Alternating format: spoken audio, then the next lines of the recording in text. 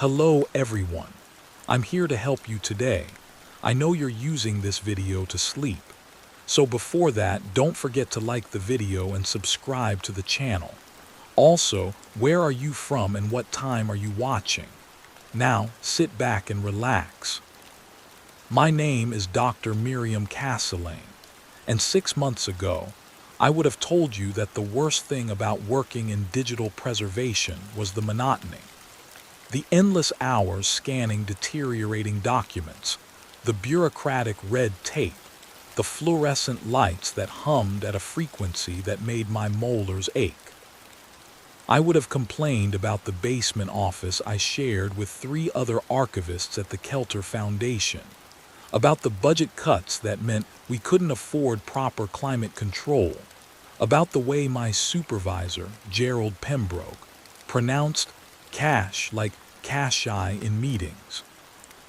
These were the concerns that occupied my mind as I rode the metro each morning, clutching my coffee in one hand and my laptop bag in the other, watching the same faces board at the same stops, performing the ritual of urban professional life with the same weary precision as everyone else.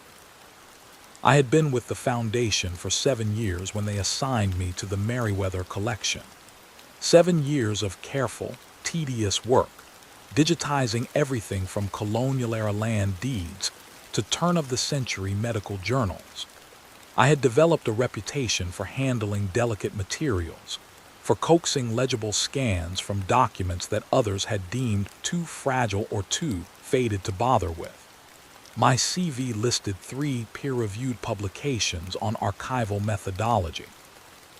I owned a small condo in Arlington, paid my taxes on time, attended my nephew's soccer games when I could.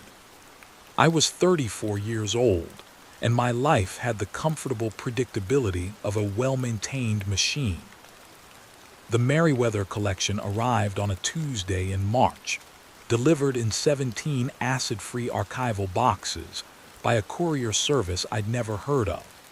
The manifest listed the materials as personal papers, correspondence, and ephemera, circa 1952-1971, donor estate of H. Merriweather, unrestricted. No one at the foundation seemed to know much about H. Merriweather, or why his estate had chosen us as the repository for his papers. Gerald mentioned something about a substantial monetary donation accompanying the collection, which explained why we'd accepted materials from someone so obscure. Money, as always, spoke louder than curatorial standards. I remember the smell when I opened the first box, not the usual musty odor of old paper, though that was present. Beneath it lay something else, something sharp and chemical, like formaldehyde mixed with copper. The kind of smell that coats the back of your throat and sits there, heavy and wrong. I made a note to check the materials for mold or pest damage, though the boxes themselves appeared pristine, and the documents inside were protected by individual archival sleeves. The papers were meticulously organized, divided by year and then by type. Correspondence occupied the first 5 boxes, typed letters on various letterheads, all addressed to or from Harold Merriweather. The next 3 boxes contained what appeared to be research notes, handwritten in a cramped, angular script that would prove difficult to decipher. Boxes 9 through 12 held photographs, hundreds of them, black and white images of institutional settings, groups of men in suits, equipment I couldn't immediately identify. The remaining boxes contained what the manifest had called ephemera, though that seemed an inadequate term for the contents. Security badges, clearance documents stamped with unfamiliar government seals, technical specifications for machinery whose purpose wasn't clear, and several bound volumes that looked like logs or journals. I began with the correspondence, as I always did. Letters provided context, established timelines, revealed networks of association that helped make sense of less structured materials. The earliest letter in the collection was dated January 3, 1952, written on plain typing paper with no letterhead. The recipient was listed simply as H. Merriweather, Research Division, with a post office box in Bethesda, Maryland. The sender had signed with initials only, RK. The letter's content was vague, discussing the matter we spoke of in December, and confirming availability of suitable subjects pending approval from the Oversight Committee.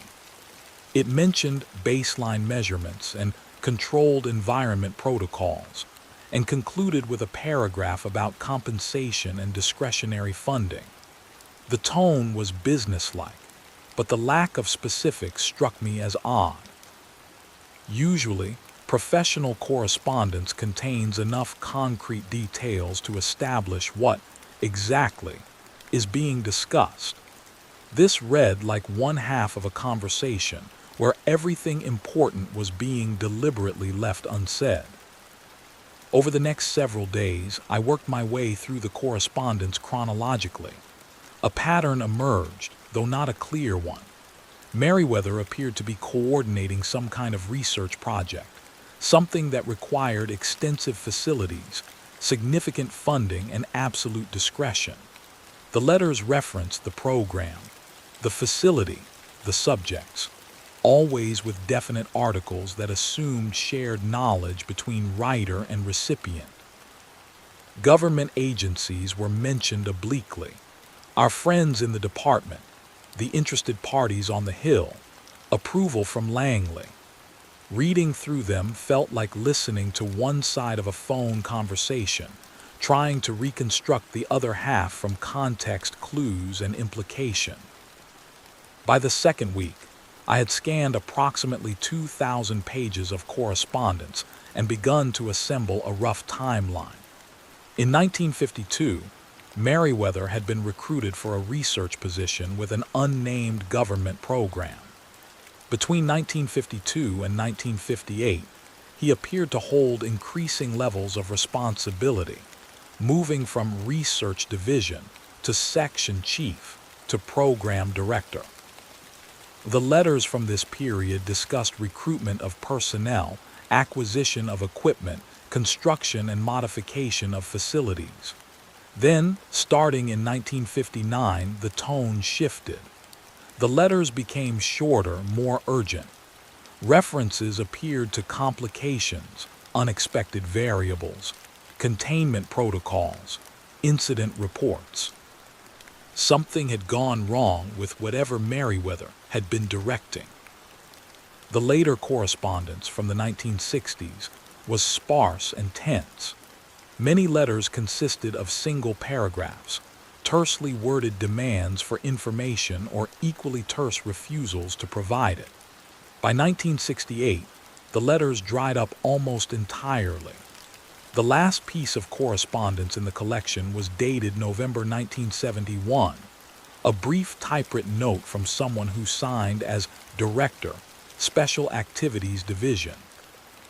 The entire text read, "Your request for additional documentation regarding the termination of program Redshift has been reviewed and denied. All materials remain classified at the highest levels. This matter is closed."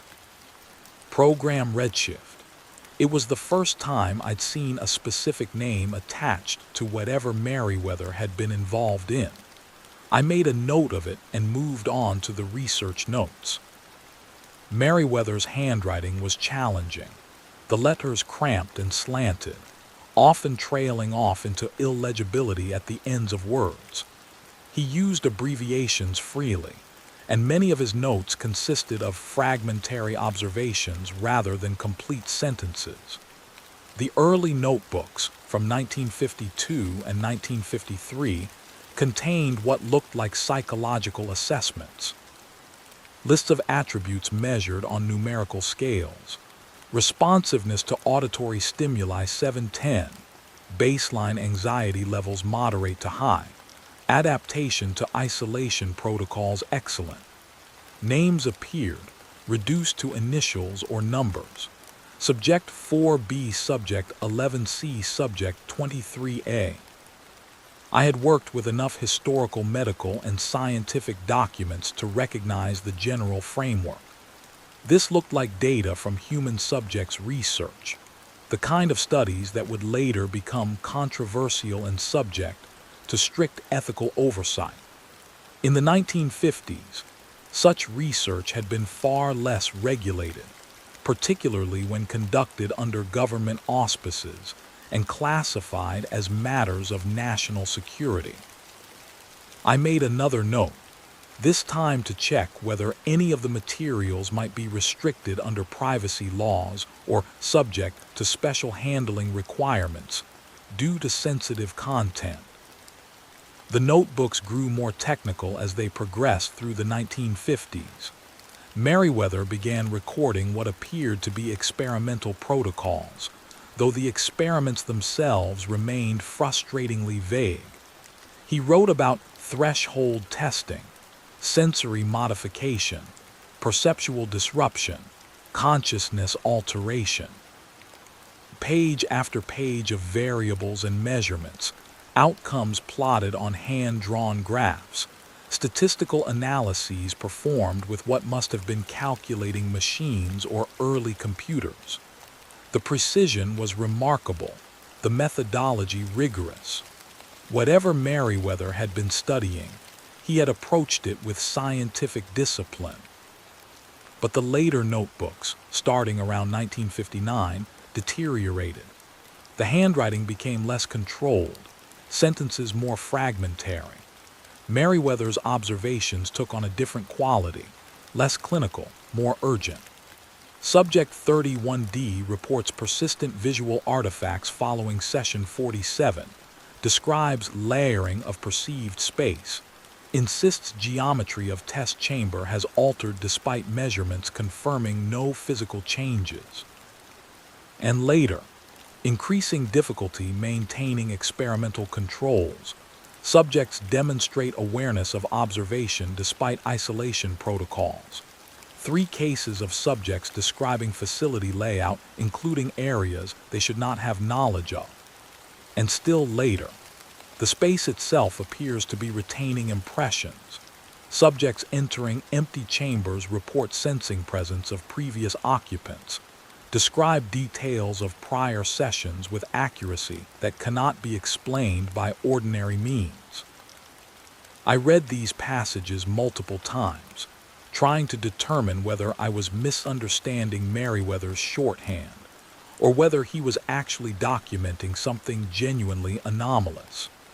The scientist in me insisted on the former, that I was simply lacking context, that with more information the seemingly impossible observations would resolve into something perfectly rational.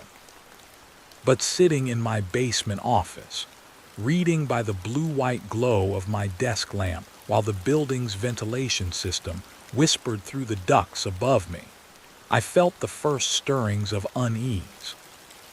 The photographs provided little clarification. Most showed institutional interiors, long corridors with tile floors and painted cinder block walls, rooms filled with equipment I couldn't identify, clusters of men in white coats or dark suits examining clipboards or machinery. The people in the photographs had the bland, interchangeable quality of mid-century professional men, their faces serious and unremarkable beneath their short haircuts and horn-rimmed glasses. I found only one photograph of someone I could confirm was Merriweather himself, based on a name label visible in the image. He was a thin man of perhaps 40, with deep-set eyes and a prominent widow's peak, standing beside what looked like a large metal chamber or tank. His expression was difficult to read, something between pride and apprehension. Many of the photographs showed what appeared to be testing chambers, small rooms visible through observation windows, furnished with simple chairs or cots.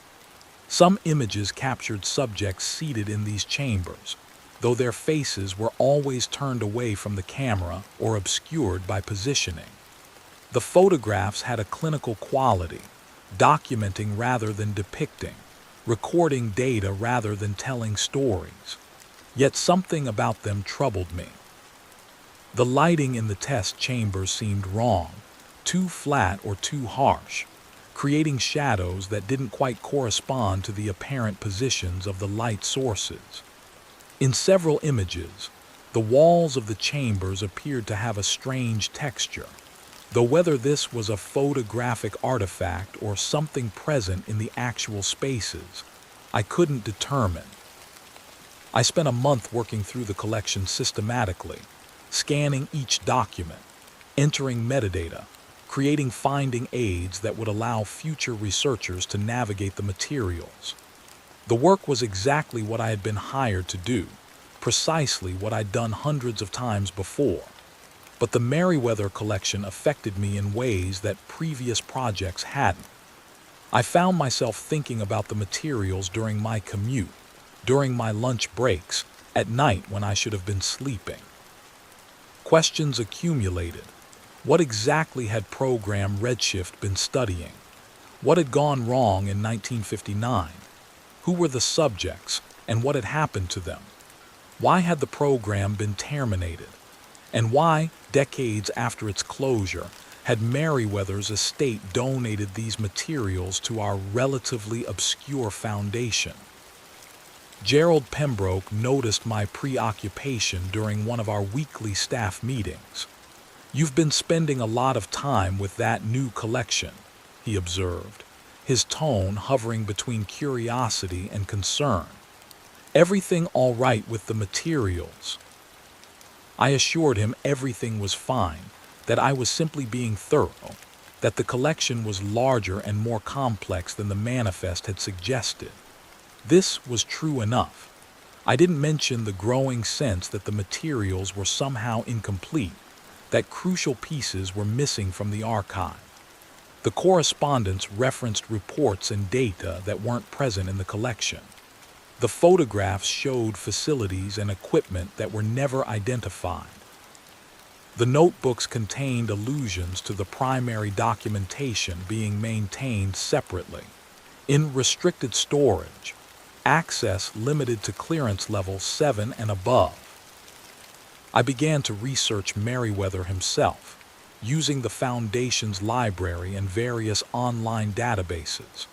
I found very little. Harold Merriweather had been born in 1918 in Philadelphia, earned a doctorate in psychology from Columbia in 1947, and then seemed to vanish from the public record until his death in 2018 at the age of 99. No publications, no academic appointments, no professional affiliations. For someone with his credentials to leave such a minimal footprint suggested a career spent in classified work, decades of research that would never appear in any journal or contribute to any public knowledge. His obituary, which I located through a newspaper archive, was brief and provided no useful information. It stated that he had worked for various government agencies during the Cold War, and that he was survived by no immediate family. A small memorial service had been held at a funeral home in suburban Maryland.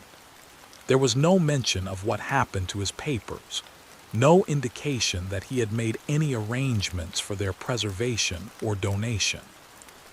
Yet somehow his materials had ended up with us, accompanied by a substantial donation that Gerald had mentioned but never specified. I went to the Foundation's development office and asked about the gift. The development director, a cheerful woman named Sandra Coe, who handled all our donor relations, pulled up the file and looked puzzled. "That's odd," she said, scrolling through her computer screen. "The donation came through an estate attorney, but there's no record of contact information. Just a cashier's check and a letter stating that the Merriweather collection was being transferred to the Foundation with unrestricted access. The check cleared, so we accepted the materials." She frowned at her screen.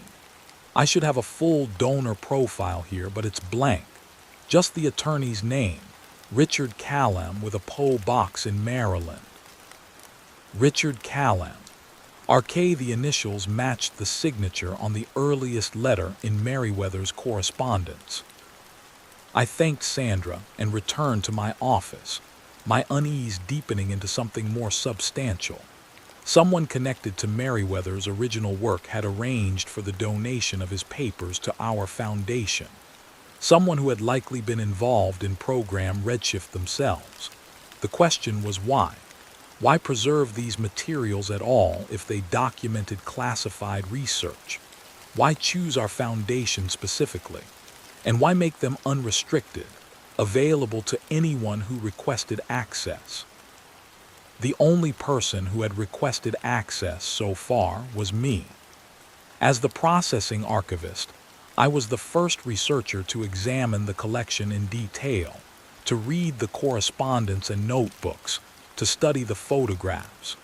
If there was some purpose to preserving these materials, some message embedded in their donation, I was the intended recipient. This thought should have concerned me more than it did. Looking back, I recognize that I should have stepped away from the project at this point, should have asked Gerald to reassign the collection to someone else. But I didn't. The materials had acquired a hold on me, a gravitational pull that I couldn't or wouldn't resist.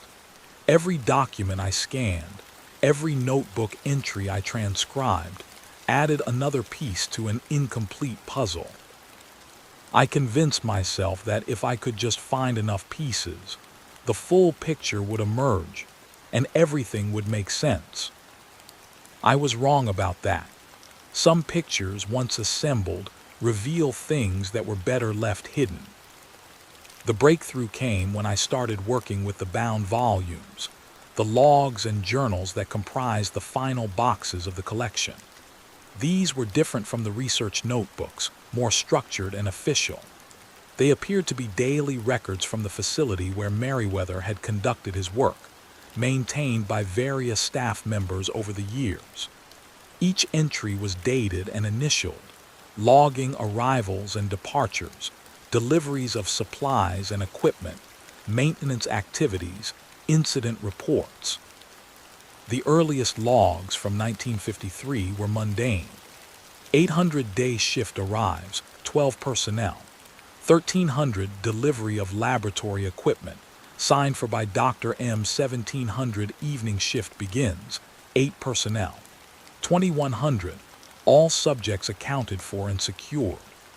The facility operated around the clock, with overlapping shifts and a residential wing where subjects lived for extended periods.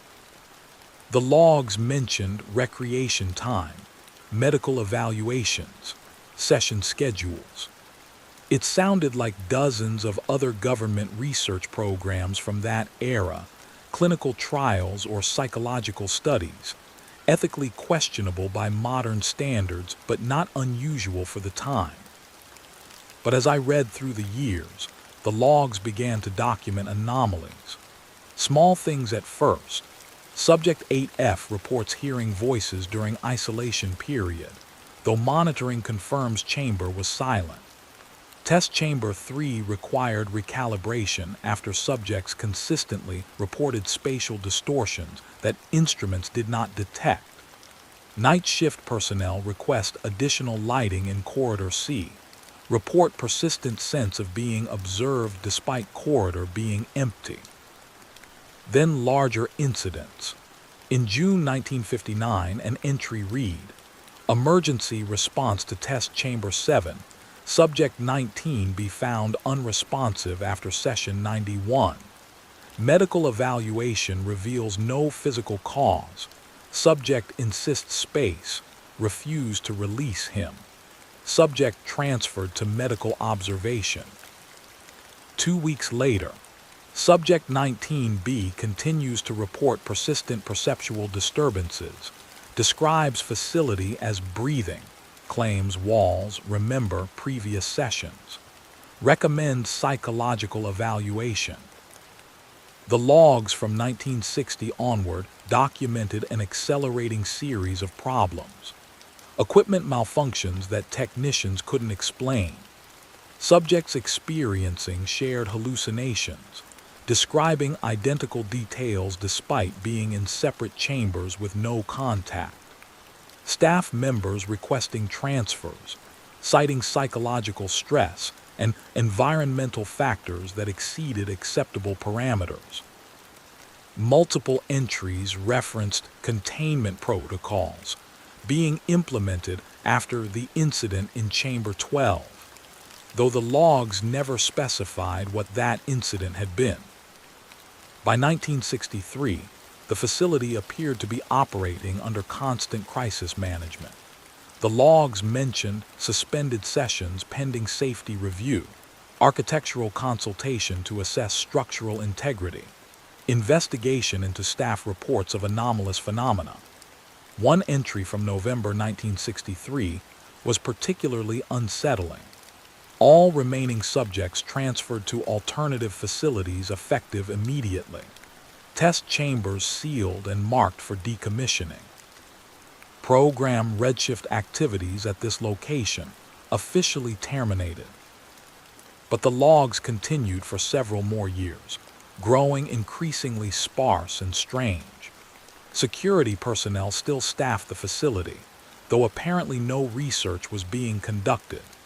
The entries documented routine patrols and maintenance, but also mentioned persistent anomalies in decommissioned sections, unexplained readings from monitoring equipment left in sealed chambers, staff reports of sounds emanating from areas that should be empty. The final log entry was dated January 1968, per directive from Oversight Committee, facility to be completely abandoned and secured. All remaining personnel transferred effective 1/15/68. Location to be removed from all official documentation. No further entries will be made. Someone had drawn a line beneath this entry, and below the line, in different handwriting, was a single sentence. The space persists regardless of what we do or don't do with it. I sat in my office, staring at this last entry, and felt something shift in my understanding. This wasn't just a collection of papers documenting a failed government program. This was a warning. Someone, possibly Merriweather himself, had carefully preserved evidence of something that had gone profoundly wrong, something that the government had tried to bury by classification and silence. And then, decades later, someone had arranged for these materials to be preserved and made accessible. Why? The question circled through my mind as I locked my office and rode the metro home that evening, as I microwaved dinner and pretended to watch television, as I lay in bed staring at my ceiling. If program redshift had been terminated and the facility abandoned, why did it matter that records be preserved? What purpose did it serve to document events that had occurred decades ago? Unless the events hadn't ended. Unless the abandonment of the facility hadn't actually resolved whatever had been happening there. Unless someone knew that the story wasn't over. I didn't sleep well that night.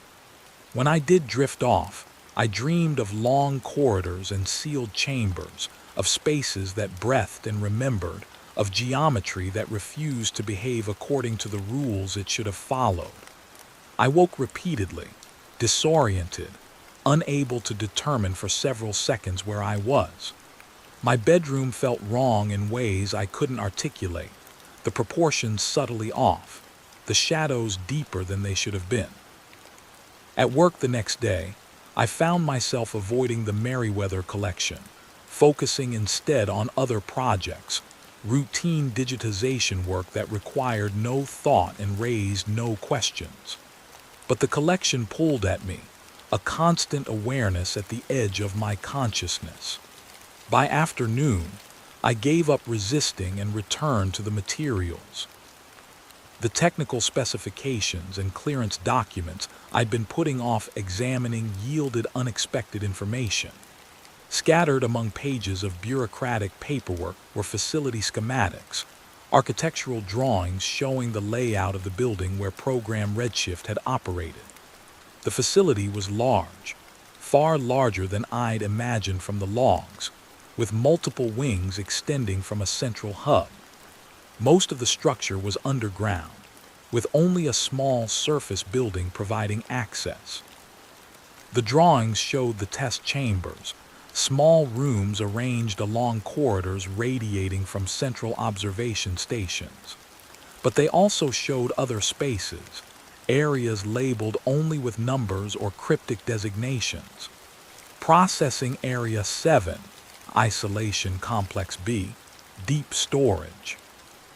One set of drawings detailed what was labeled primary experimental apparatus, though the diagrams made no sense to me. They showed a large chamber, perhaps 30 feet in diameter, with complex mechanisms surrounding it. Notations referenced field generators, resonance calibration, dimensional stability protocols. The language had a science fiction quality that seemed out of place in official technical documentation. Attached to these drawings was a memorandum dated April 1959, classified Secret EYES only, addressed to Program Director Merriweather from someone who signed as Chief Technical Officer. The memo discussed unforeseen complications arising from sustained operation of primary apparatus, noting that the experimental space has begun exhibiting properties inconsistent with original specifications, and recommending immediate suspension of all testing pending full analysis of the anomalous effects. The memo continued.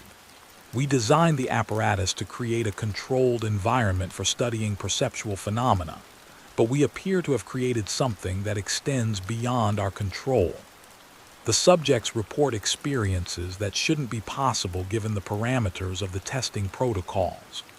More concerning, these experiences appear to be cumulative, building upon each other across multiple sessions, and affecting not just individual subjects but the space itself.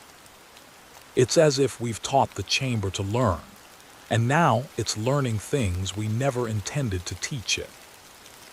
I read this paragraph 5 times, trying to extract meaning from language that seemed simultaneously precise and incomprehensible. What kind of apparatus could learn? What did it mean for a space to exhibit properties inconsistent with specifications? How could subjects' experiences affect the physical environment? The memo concluded, I recommend we treat this as a containment situation rather than a research opportunity. Whatever we've created in that chamber, it's no longer serving the program's objectives. We should seal it, study it from a distance if we must, but absolutely cease any direct interaction. Based on the logs, this recommendation had been rejected or ignored. Testing had continued for at least 4 more months before the evacuation in November. 4 months during which, according to the logs, the situation had deteriorated significantly. I was beginning to understand why the program had been terminated, but I still didn't understand why the facility had been completely abandoned rather than demolished, or why monitoring had continued for years afterward, or why the final log entry spoke of the space persisting, in a way that suggested an ongoing concern rather than a historical curiosity. The last box I examined contained Merriweather's personal journal, a leather-bound book separate from his research notebooks. The entries were sporadic, dated observations that appeared to be reflections rather than data. The early entries from the 1950s showed a man excited by his work, convinced of its importance.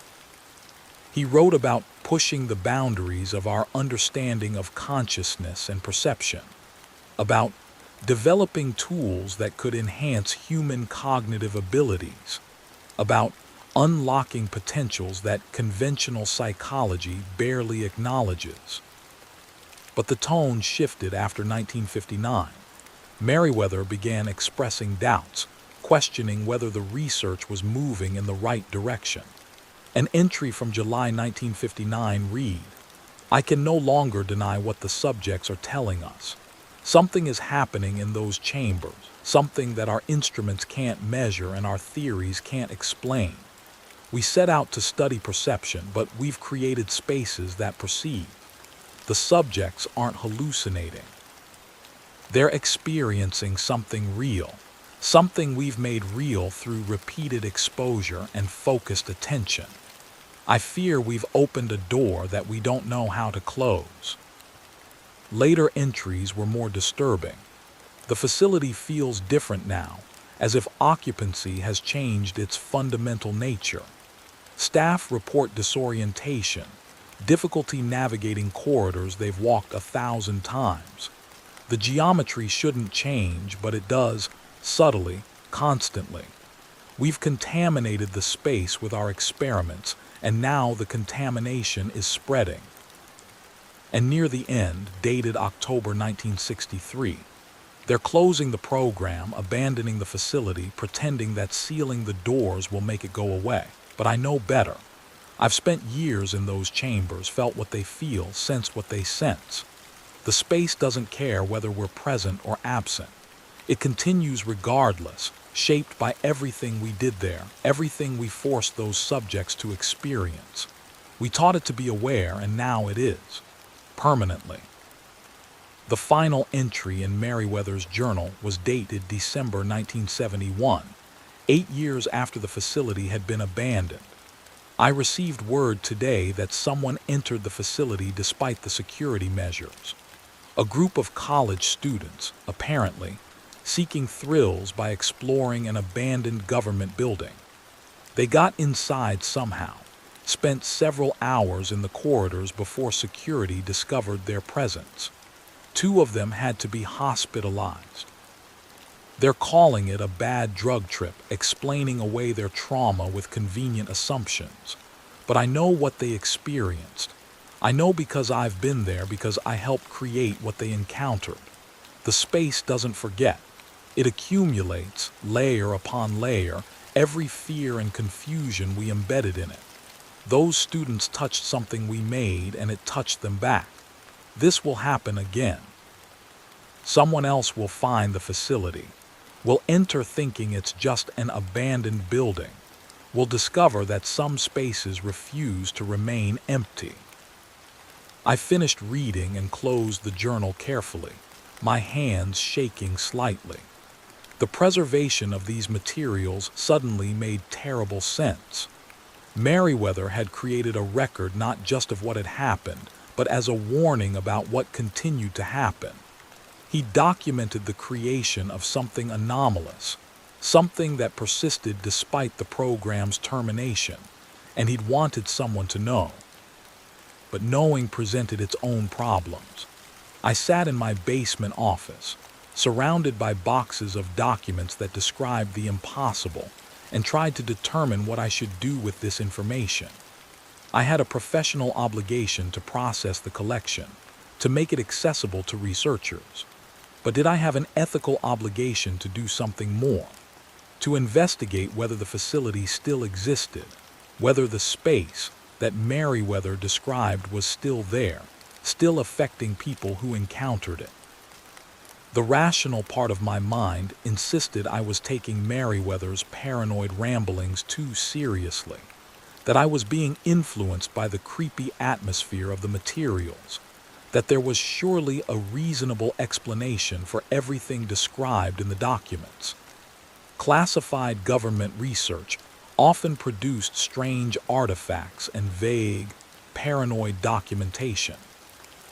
The Cold War was full of programs that seemed sinister in retrospect, but were simply products of their time, misguided applications of legitimate science to imagine threats. But the irrational part of my mind, the part that had been growing stronger with each document I read, whispered that Merriweather had been documenting something real, that the facility existed somewhere, sealed and abandoned, containing spaces that had been fundamentally altered by whatever research had been conducted there. That the space he described was still aware, still accumulating, still affecting anyone who entered. I needed more information. The documents referenced the facility's location only vaguely, mentioning the Maryland site or the Bethesda facility, but providing no specific address. The architectural drawings included no site plans showing the building's relationship to surrounding geography. Even the photographs, which showed exterior shots of what appeared to be a bland institutional building surrounded by trees, provided no identifying landmarks. I spent my evening searching through the documents again, looking for any concrete detail that might help locate the facility. I found nothing definitive, but I did find suggestive hints. One letter mentioned proximity to the Beltway, allowing convenient access for oversight personnel. Another referenced the wooded parcel acquired from the Park Service in 1951. A third mentioned construction completed 18 months after groundbreaking, minimal surface disruption achieved through underground expansion. If I was understanding these references correctly, the facility had been built somewhere in the woods near Washington, D.C., probably in Maryland, sometime in 1951 or early 1952. It was largely underground, hidden beneath a small surface structure, and it had been officially abandoned in 1968, though Merriweather's journal suggested that security personnel had continued monitoring it for at least a few years afterward. 54 years had passed since the official abandonment. Whatever security measures had been in place were likely long defunct. The facility might have been demolished, though Merriweather's final journal entry suggested it had still been intact in 1971. More likely, it had simply been left to decay, forgotten as Cold War programs were declassified or discarded, its existence erased from official records as the memo about Program Redshift's termination had indicated. But forgetting doesn't make things cease to exist. Buildings remain, even when abandoned. And if Merriweather was right, the spaces within that building had acquired properties that persisted regardless of occupancy or attention.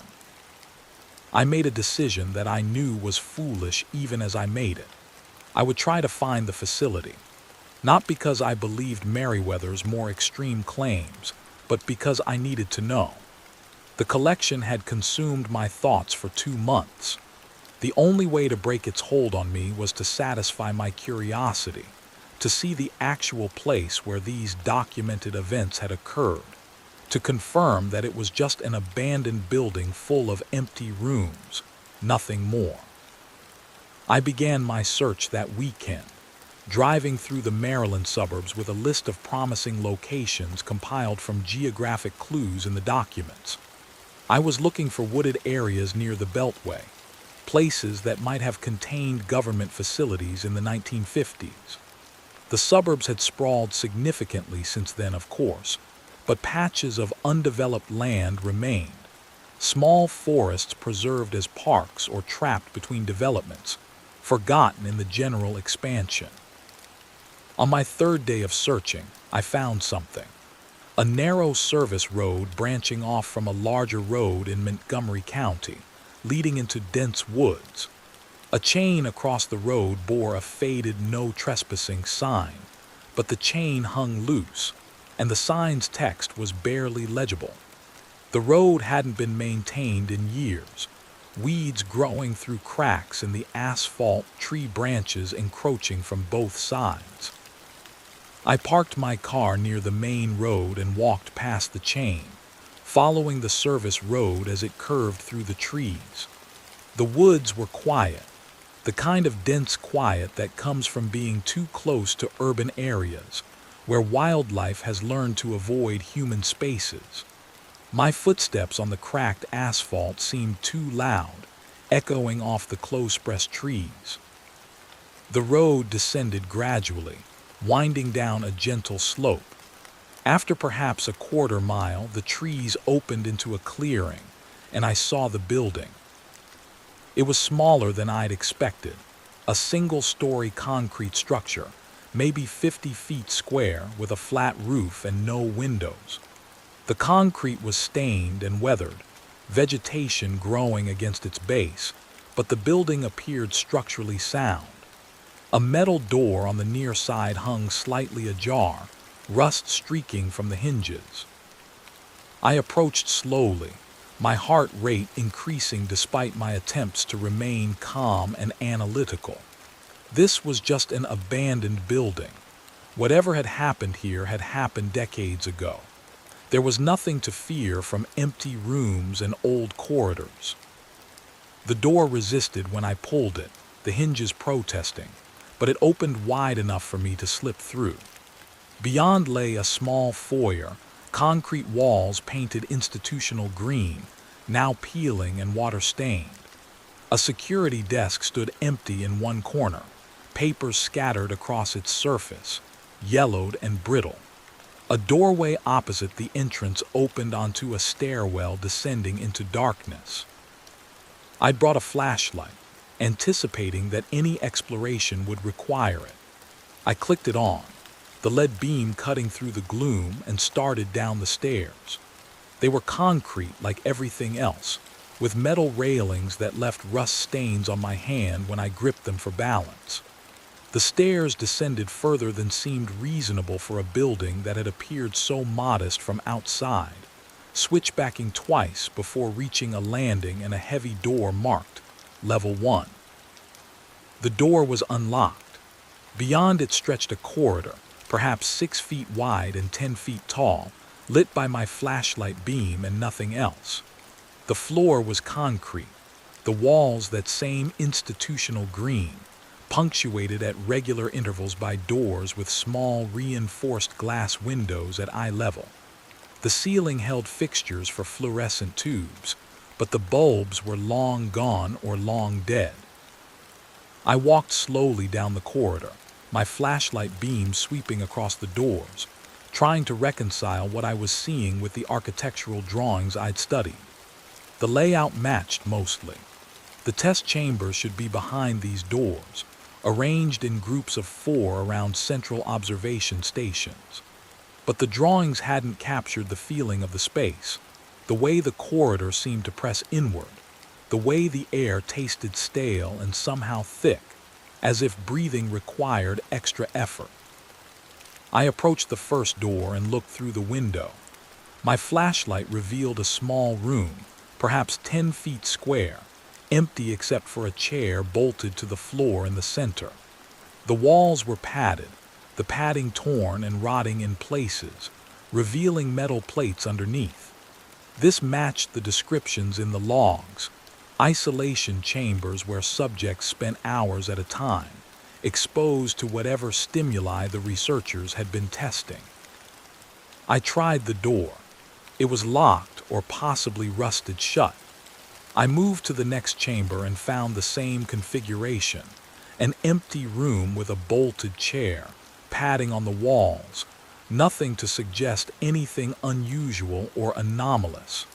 Just abandoned research spaces, decades old, gradually decaying in the darkness. But something felt wrong. I couldn't articulate what exactly. The temperature was cool but not uncomfortable, the air stale but breathable. The concrete under my feet was solid. The walls where I touched them were simply walls. Yet every instinct I possessed was screaming at me to leave, to return to the surface, to forget I'd ever found this place. I forced myself to continue down the corridor, checking each chamber through its window. They were all similar, all empty, all forgotten. At the end of the corridor was the central observation station, a larger room with windows overlooking 4 adjacent test chambers. I found the door to the observation station unlocked and pushed it open. Inside, the space was more complex. Equipment racks lined the walls, empty of whatever instruments they'd once held. A desk stood in one corner, drawers hanging open, papers scattered across the floor.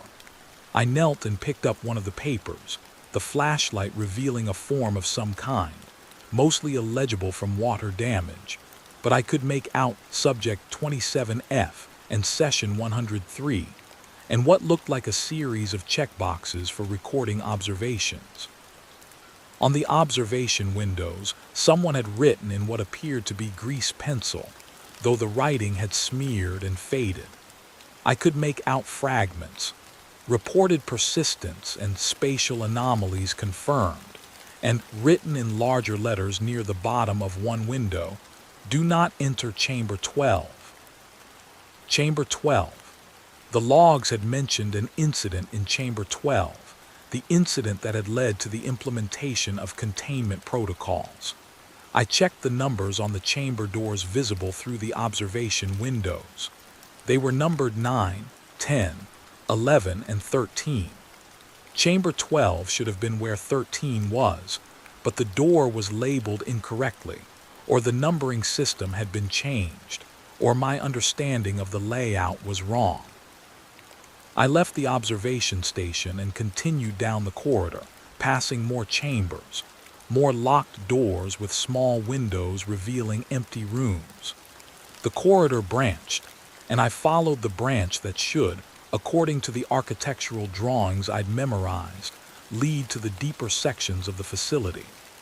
The area designated Processing Area 7 and Isolation Complex B, and furthest down, Deep Storage. As I walked, I began to notice something that troubled me in ways I couldn't immediately articulate. The corridor felt longer than it should have been. I'd walked perhaps 200 feet from the stairwell, but looking back, my flashlight beam couldn't reach the doorway I'd entered through. The corridor stretched away in both directions, disappearing into darkness that seemed thicker than mere absence of light. I stopped and tried to orient myself. According to the architectural drawings, the facility had a specific layout, a hub-and-spoke design with corridors radiating from central points. I should be able to map my position relative to the stairwell, to know which direction would lead me back to the exit. But standing in that corridor, I found I couldn't remember which turns I'd taken, couldn't visualize the path I'd followed. The space refused to organize itself coherently in my mind. This was when I should have turned back. Every rational thought I possessed urged me to retrace my steps, to return to the surface, to leave this place to its silence and decay.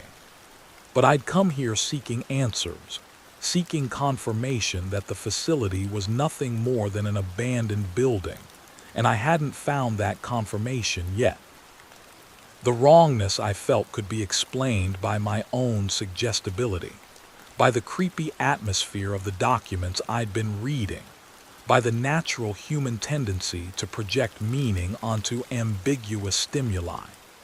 I needed to see more, to thoroughly explore, to prove to myself that there was nothing here to fear. I continued deeper into the facility. The corridors became more complex as I progressed, branching and intersecting in patterns that didn't match my memory of the architectural drawings. I passed through several more observation stations, each overlooking sets of test chambers, each scattered with abandoned papers and broken equipment. Some chambers contained more than just chairs. One held what looked like a hospital bed, restraints hanging from its frame. Another contained a chair positioned before a large mirror, the mirror's surface crazed with cracks that formed patterns that hurt to look at directly. A third chamber held nothing at all, just empty space, but staring through the window into that emptiness made me dizzy, as if the room's dimensions weren't quite stable. as if the walls were simultaneously closer and further away than they should be. I found processing area 7 after what felt like 30 minutes of walking, though I'd lost track of time in the darkness. The area consisted of a large open room, perhaps 40 feet square, with multiple doorways opening off it.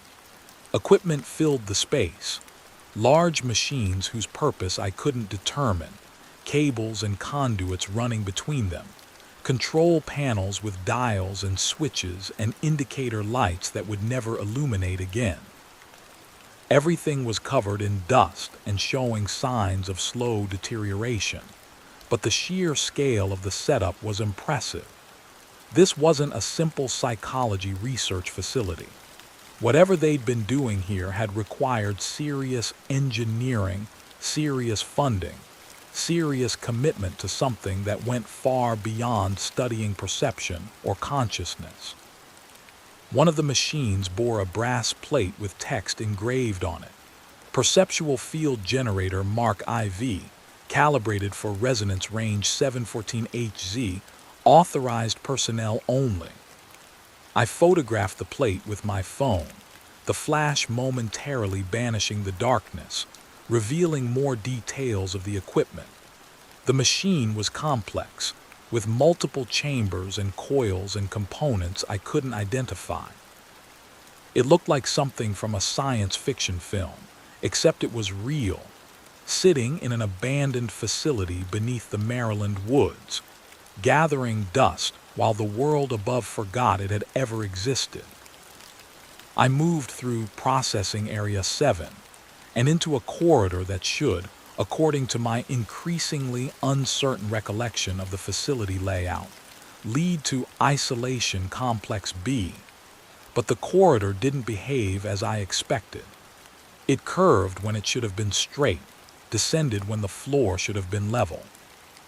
My flashlight beam revealed walls that seemed textured in ways concrete shouldn't be, surfaces that absorbed light rather than reflecting it, creating patches of darkness that the beam couldn't fully penetrate. And then I started hearing the sounds. Faint at first, barely audible over the sound of my own breathing and footsteps. A whisper, or maybe just air moving through the ventilation system. A distant click, metal on metal, probably just the building settling or thermal expansion of materials. A soft scrape, like something being dragged across concrete far away in another section of the facility. I stopped walking and stood completely still, listening. The sounds continued, irregular and impossible to pinpoint. Sometimes they seemed to come from ahead of me, sometimes from behind, sometimes from the walls themselves. I told myself these were normal sounds, that abandoned buildings are full of acoustic phenomena, that temperature changes and structural stresses create all sorts of noises that can seem eerie in the darkness. But the sounds had rhythm, patterns, almost like footsteps, except the cadence was wrong, the intervals between sounds too irregular. And beneath the discrete sounds was something else, a low vibration that I felt more than heard, a frequency at the edge of perception that made my teeth ache and my vision blur slightly at the edges. I considered turning back then, seriously considered it, but I'd come so far, descended so deep into the facility, and my curiosity warred with my growing fear. Just a bit further, I told myself. Just to isolation complex B, just to see what that looked like, and then I'd retrace my steps and leave this place to its silence. The corridor opened into a larger space, and my flashlight revealed a sight that made me stop breathing for several seconds. The complex was a vast chamber, perhaps 50 feet across and 20 feet high, with multiple levels connected by metal staircases. Small rooms or cells lined the walls at each level, their doors standing open, revealing dark interiors. But what held my attention was the center of the chamber. Suspended in the middle of the space, held by cables or supports I couldn't see in the darkness, was a structure that defied immediate comprehension. It appeared to be a large sphere, maybe 15 feet in diameter, its surface covered in some kind of paneling or plating that caught the light strangely, reflecting it in directions that didn't correspond to the angle of my flashlight beam. The sphere was damaged, sections of the paneling missing or hanging loose, revealing complex machinery inside. But even in its deteriorated state, it was clearly the result of sophisticated engineering. This had to be the primary experimental apparatus mentioned in the technical specifications, the device that the chief technical officer's memo had described as creating unforeseen complications. I walked slowly around it, my flashlight playing over its surface, trying to understand its construction and purpose.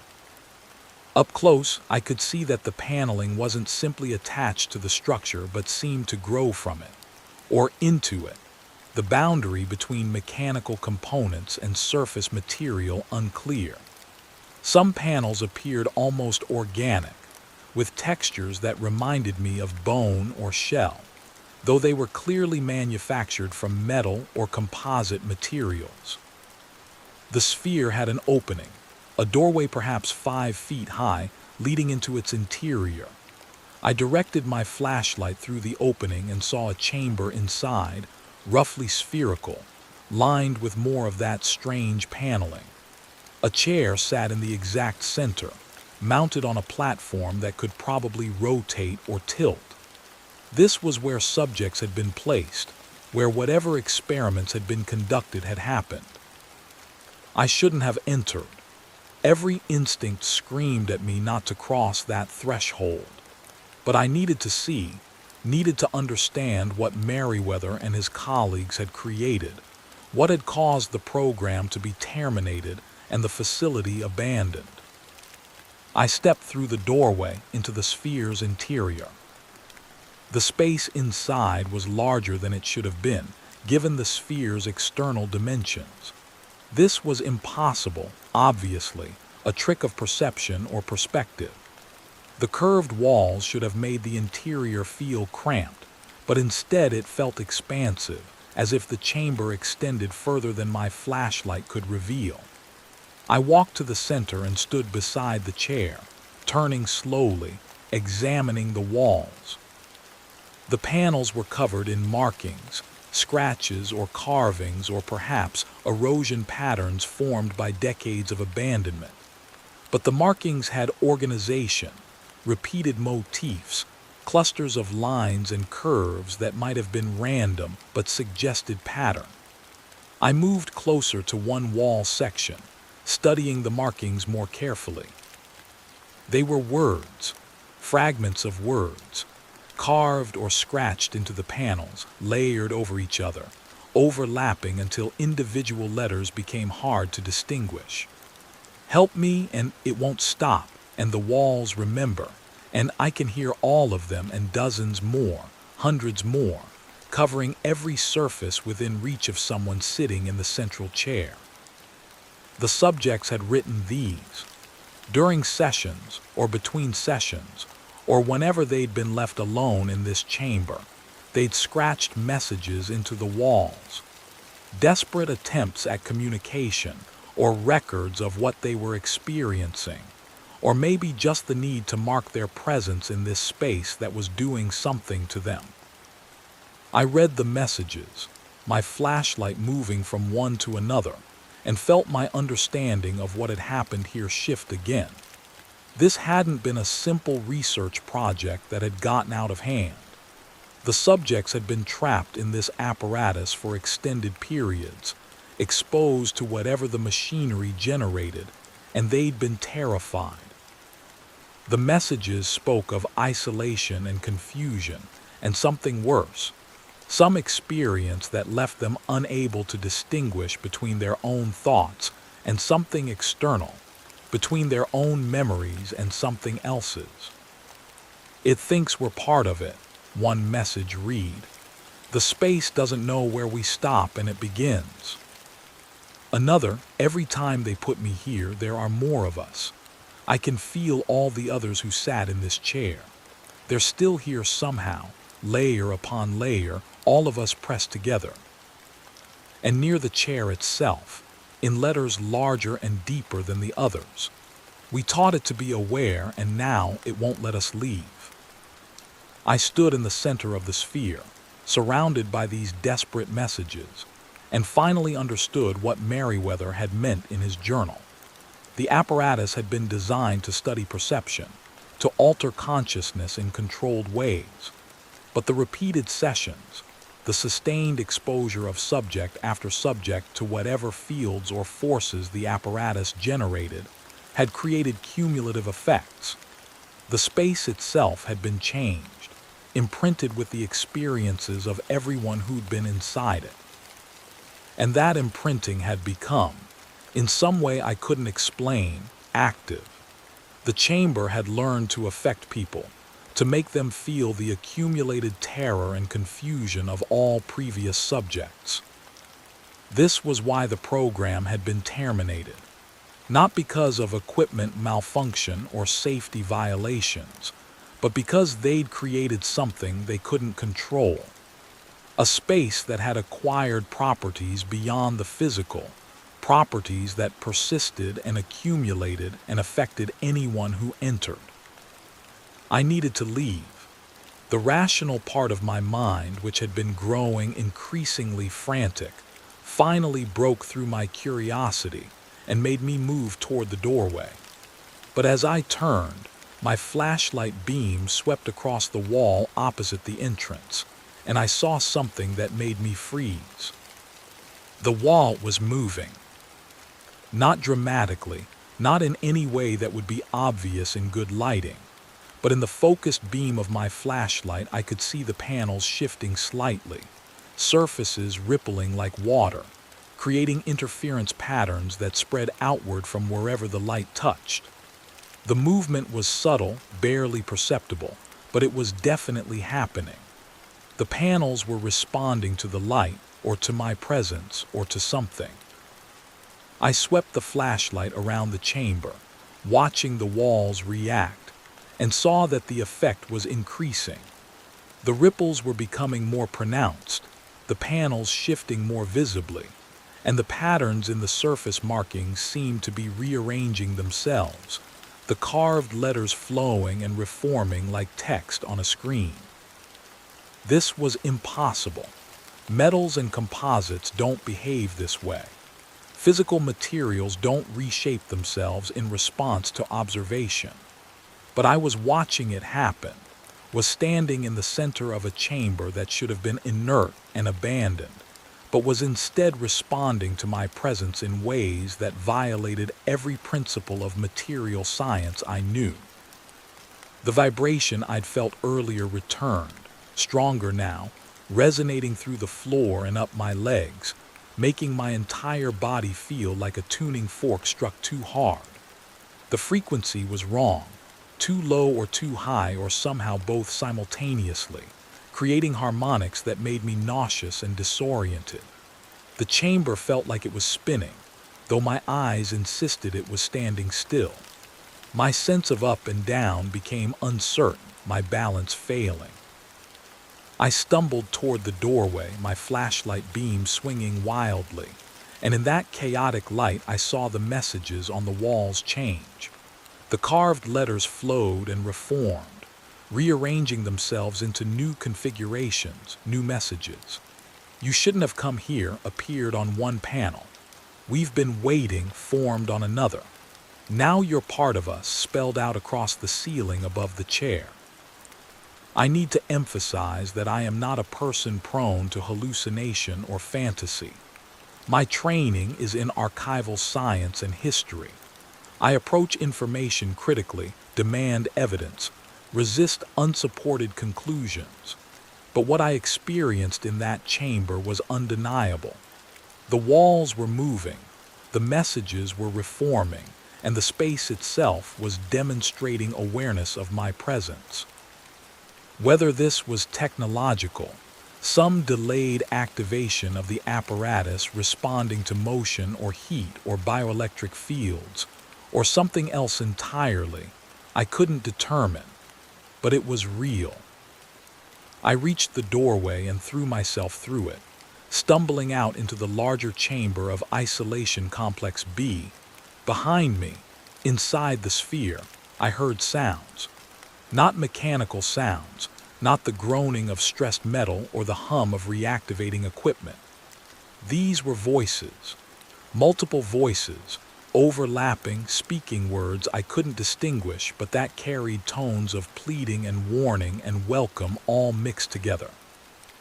I ran, not carefully, not with any attention to maintaining my sense of direction, just ran toward what I hoped was the corridor leading back to the entrance. My flashlight beam bounced as I moved, creating disorienting shadows, and I became aware that the sounds from the sphere were following me, growing louder rather than fading with distance. The voices had become a chorus, dozens or hundreds of them, all speaking at once, creating a wall of sound that pushed at me from behind. The corridors I ran through didn't match my memory of the path I'd taken. I passed chambers I didn't remember seeing, turned corners that shouldn't have been there, found myself in sections of the facility that the architectural drawings hadn't included. The space was larger than it should have been, more complex, laid out according to logic I couldn't follow. I ran past observation stations and equipment rooms and corridors that branched into darkness, always choosing paths that felt like they led upward, toward the surface, toward escape. The air grew thicker as I ran, harder to breathe, as if the atmosphere itself had substance and weight. My flashlight beam seemed to barely penetrate it, creating only a small sphere of visibility around me while everything beyond remained in darkness so complete it felt solid. The concrete under my feet changed texture, becoming softer, almost spongy, though when I looked down it appeared unchanged. My footsteps made sounds that didn't correspond to the surfaces I was running across, sometimes echoing hollowly as if I were crossing a vast empty space, sometimes muffled as if running on carpet despite the visible concrete. I found a stairwell, finally, metal stairs ascending into darkness, and took them two at a time. The voices from the sphere had faded, replaced by something worse. Silence. Complete, absolute silence that seemed to actively suppress sound. My breathing made no noise. My footsteps were muted. Even my heartbeat, which I should have been able to hear pounding in my ears, was absent from my perception. The stairs went up and up, far more flights than I descended entering the facility. I counted 5 levels, then 6, then lost count as exhaustion and panic made thinking difficult.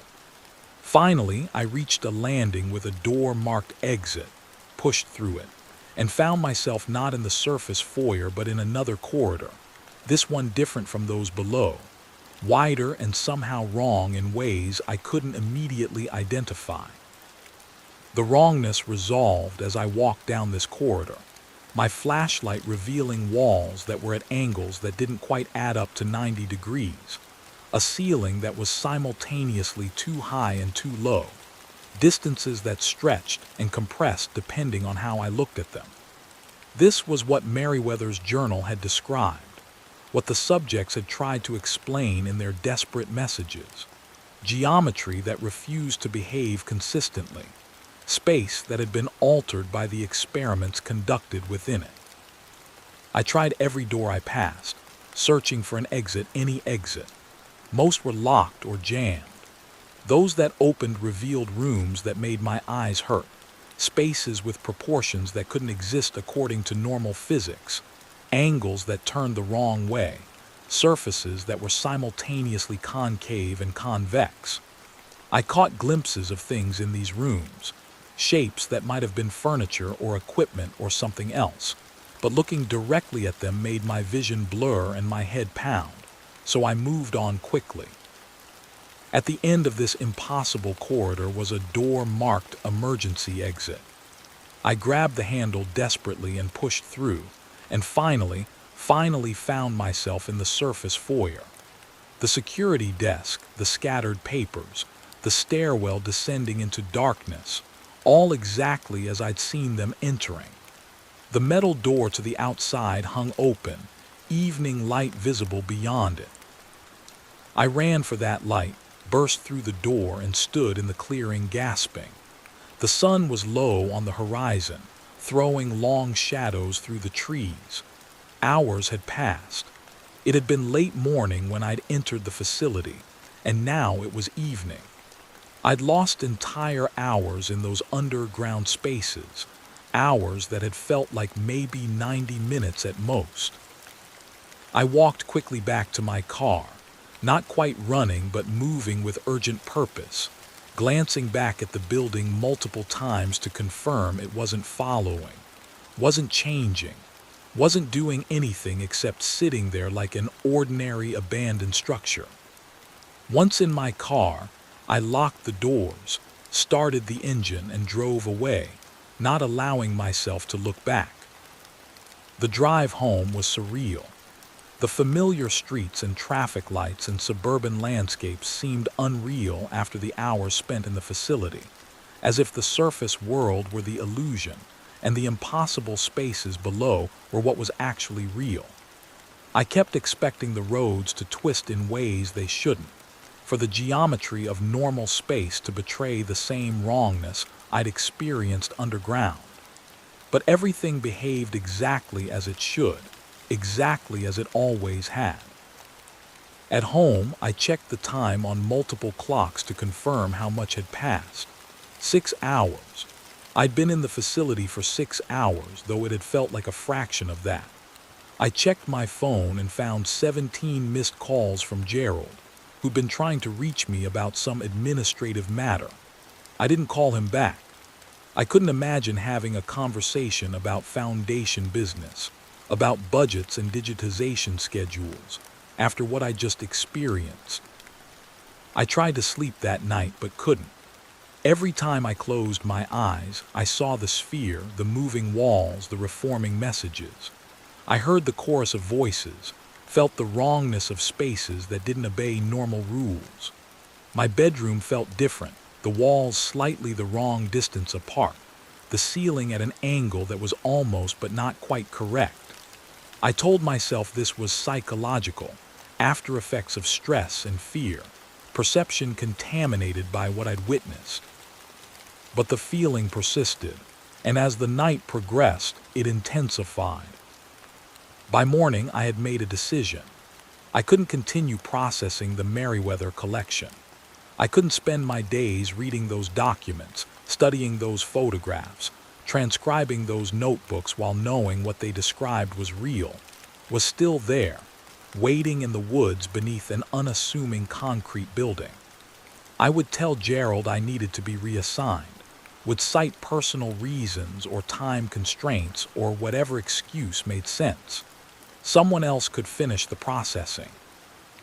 But when I arrived at the foundation that morning, I found I couldn't follow through on this decision. The collection pulled at me, demanded completion. I'd started the work, and leaving it unfinished felt wrong, felt like abandoning responsibility.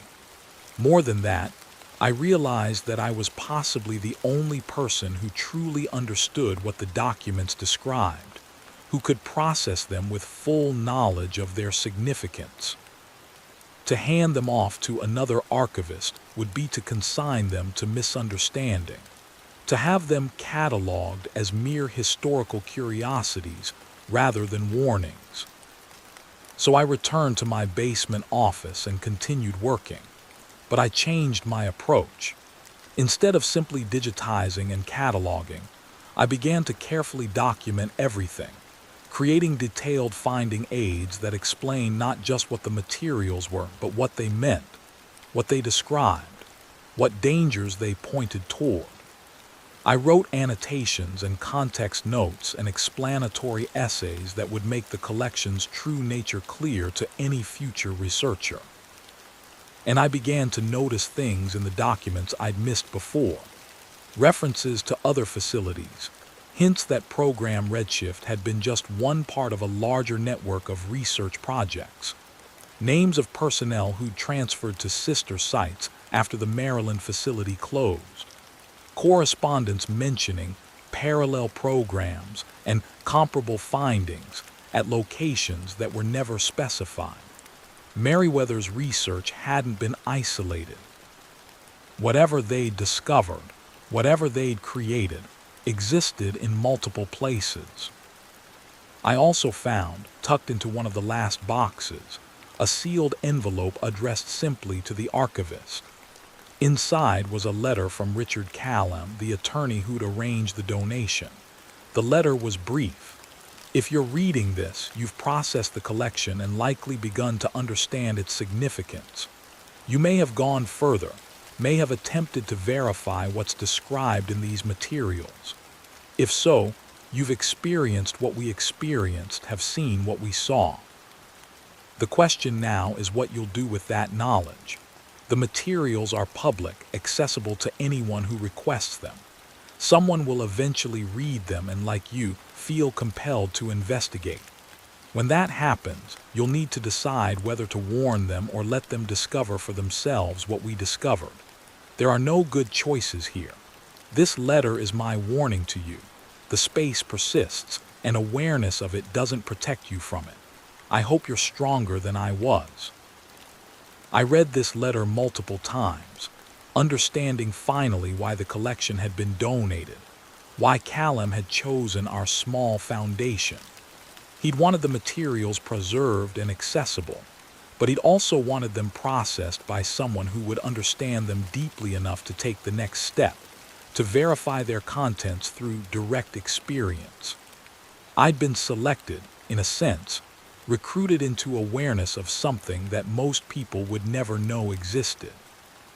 The question, as Callum had written, was what I would do with that knowledge. Over the following weeks, I completed the processing of the Meriwether collection and wrote comprehensive finding aids that documented everything I'd learned. I included careful, factual descriptions of what the materials contained, without editorial judgment or interpretation. A future researcher reading my finding aids would understand that the collection described anomalous research and unusual claims, but I didn't explicitly state that those claims were true, that I'd verified them personally. That seemed like a burden I shouldn't place on others without their consent. But I also wrote a separate document, not part of the official finding aids, containing everything I'd experienced at the facility. I sealed this document in an envelope and attached it to the inside back cover of the last box of materials with a note. Additional context provided by processing archivist. Open only if you intend to investigate the facility described in this collection. That felt like the right balance. A warning for those who needed it, silence for those who didn't. The collection was officially open to researchers 3 months after the materials arrived. I waited to see if anyone would request access, if anyone would be drawn to these documents the way I had been. For several weeks, no one did. The Meriwether collection sat on our shelves, properly processed and cataloged, its secrets available to anyone curious enough to look, but attracting no attention. Then one day, Gerald mentioned that we'd received a request. A graduate student from Georgetown studying Cold War psychology research had seen the collection listed in our online catalog and wanted to examine the materials. I felt my stomach drop. I wanted to refuse the request, to cite some procedural reason why the materials couldn't be accessed yet, but I had no legitimate grounds for refusal. The collection was unrestricted, available to all researchers. I couldn't deny access based on my own experiences. I was present when the researcher arrived, a young woman named Diana Forth who specialized in the history of human subjects research. I showed her to the reading room, brought out the boxes she'd requested, and gave her the standard orientation about handling archival materials. She was professional and enthusiastic, clearly excited to work with documents she'd never seen before. As she began examining the materials, I wrestled with whether to warn her, to tell her what the documents described was real and dangerous. But what would I say? That abandoned government facilities contain spaces that violate physical laws. That consciousness can imprint itself on architecture.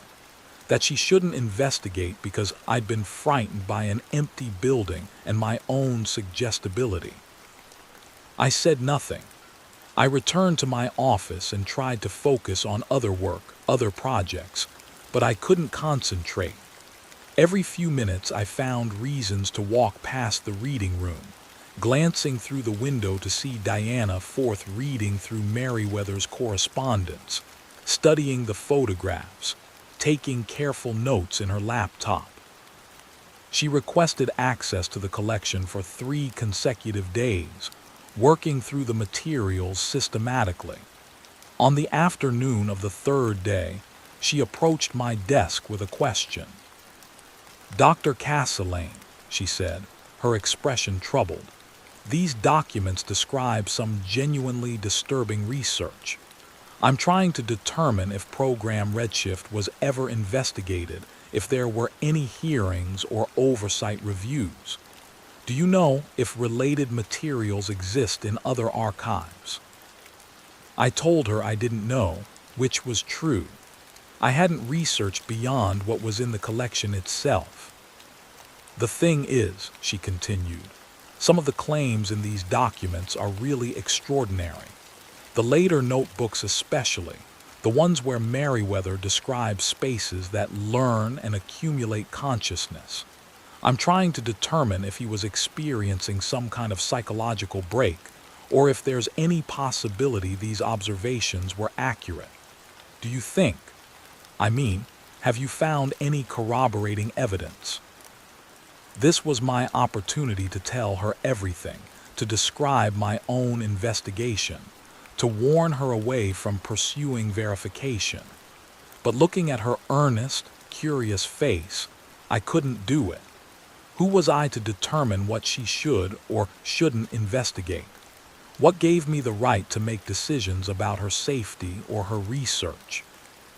Instead, I told her that the materials spoke for themselves, that she would need to evaluate their credibility based on her own expertise and judgment.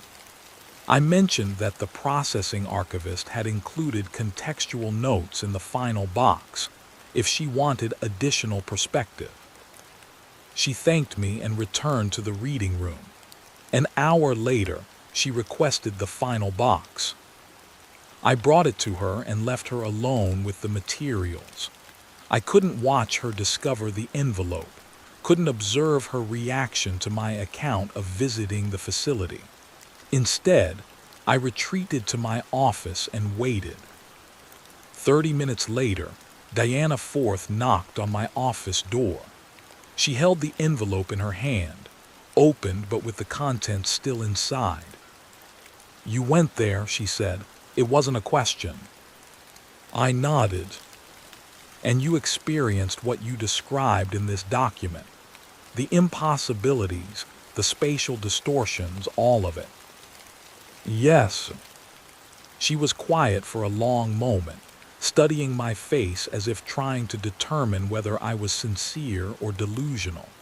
Finally, she asked, "Do you think I should go?" I could have told her no.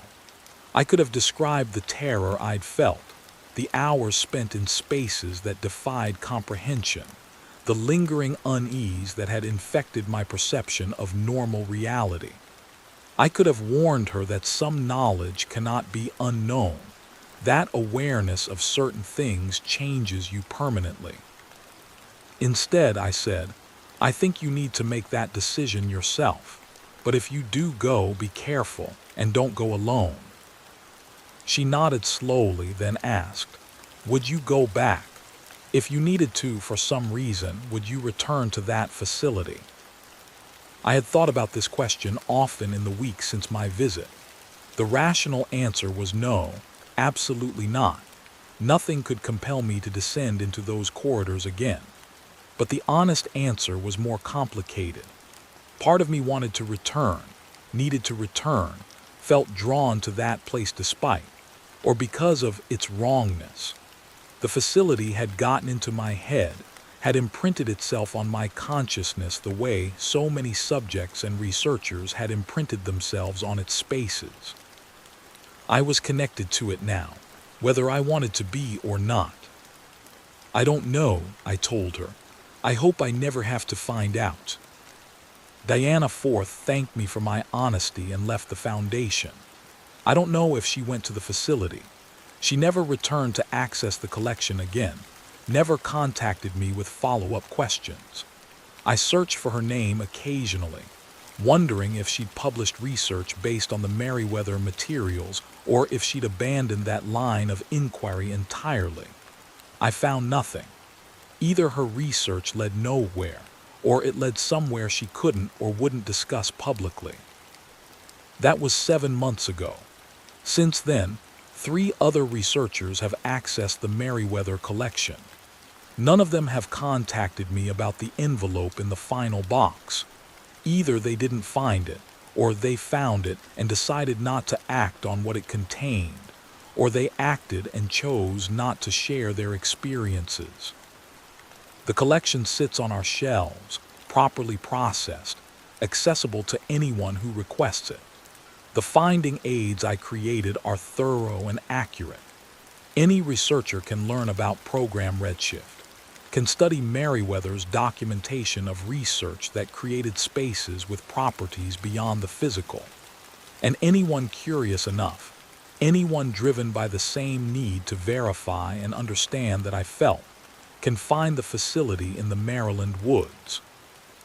I still work at the foundation, still process collections and assist researchers, and attend staff meetings where Gerald Pembroke mispronounces technical terms. My life has returned to its comfortable predictability, but something has changed fundamentally. I perceive space differently now, notice qualities of rooms and buildings that I never attended to before. Sometimes, in certain kinds of architecture, particularly older institutional buildings, places that have held generations of people in repetitive routines, I sense that same quality I felt in the facility. A kind of accumulated awareness, spaces that have learned from their occupants, that retain impressions of all the people who have passed through them. I don't know if I'm actually perceiving something real, or if the facility simply taught me to project meaning onto ordinary spaces. But I notice it constantly now, this sense that architecture isn't as inert as we assume, that buildings inhabited over time acquire properties beyond the structural and material. That consciousness leaves traces, and enough consciousness in one place creates something that persists. My apartment feels different at night, the walls too attentive, the darkness in corners too aware. I've considered moving, finding a newer place, somewhere without accumulated history, but I suspect it wouldn't help. The change is in me, not in the spaces I occupy. I've learned to perceive things I didn't know were perceptible, and that knowledge cannot be unlearned. I think about the subjects from Program Redshift often. The men and women who sat in that spherical chamber, session after session, exposed to whatever forces or fields the apparatus generated, experiencing their consciousness being imprinted onto the space around them. They tried to warn the researchers, tried to explain what was happening to them, carved desperate messages into the walls hoping someone would understand. But the program continued until the situation became undeniable, until the accumulation of so many imprinted consciousnesses created something that could no longer be contained or controlled. Those subjects are still there in some sense.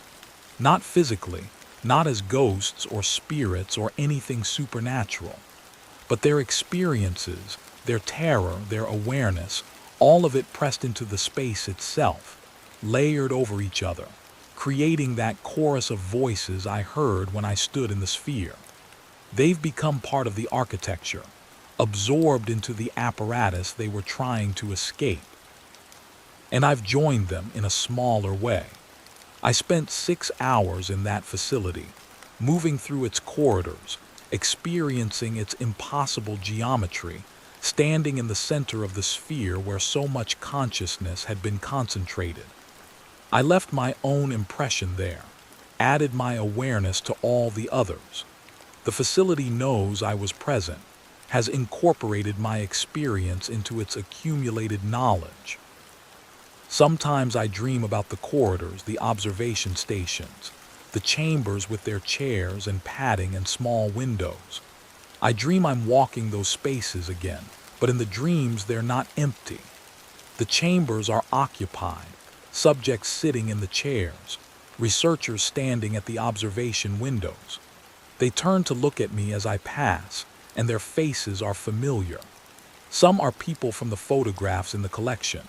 Others are researchers whose names I read in the correspondence. And some are faces I recognize from my own life. People I know who have never been near that facility, but who appear in my dreams of it, as if the space is reaching through me, using my memories to populate itself with new presences.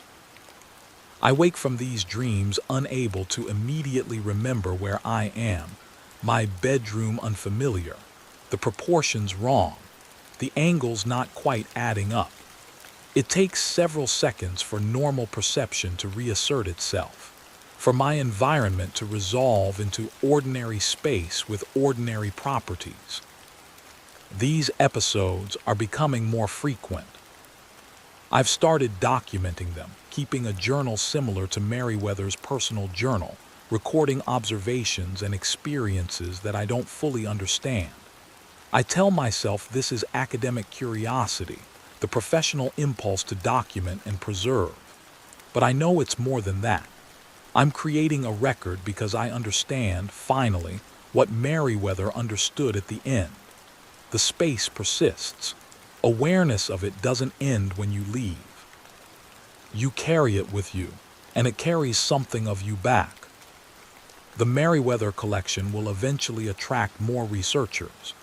Someone will read the documents carefully enough to understand what they describe, will feel compelled to investigate, will find the facility in the woods.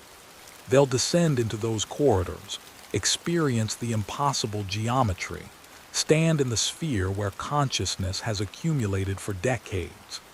And they'll be changed by the experience as I was changed, as Meriwether was changed, as all the subjects were changed. The space is patient. It has been there since 1951, has been abandoned since 1968, has been waiting through all the intervening years. It doesn't require attention or occupation to persist. It simply is, permanently altered by the research conducted within it, permanently aware in ways that violate our understanding of what awareness means. I wonder sometimes if the entire network of facilities Meriwether mentioned still exists, scattered across the country, each containing spaces warped by similar research. I wonder if there are other collections like the one I processed, other warnings preserved by people who understood what they'd created and wanted someone, eventually, to know.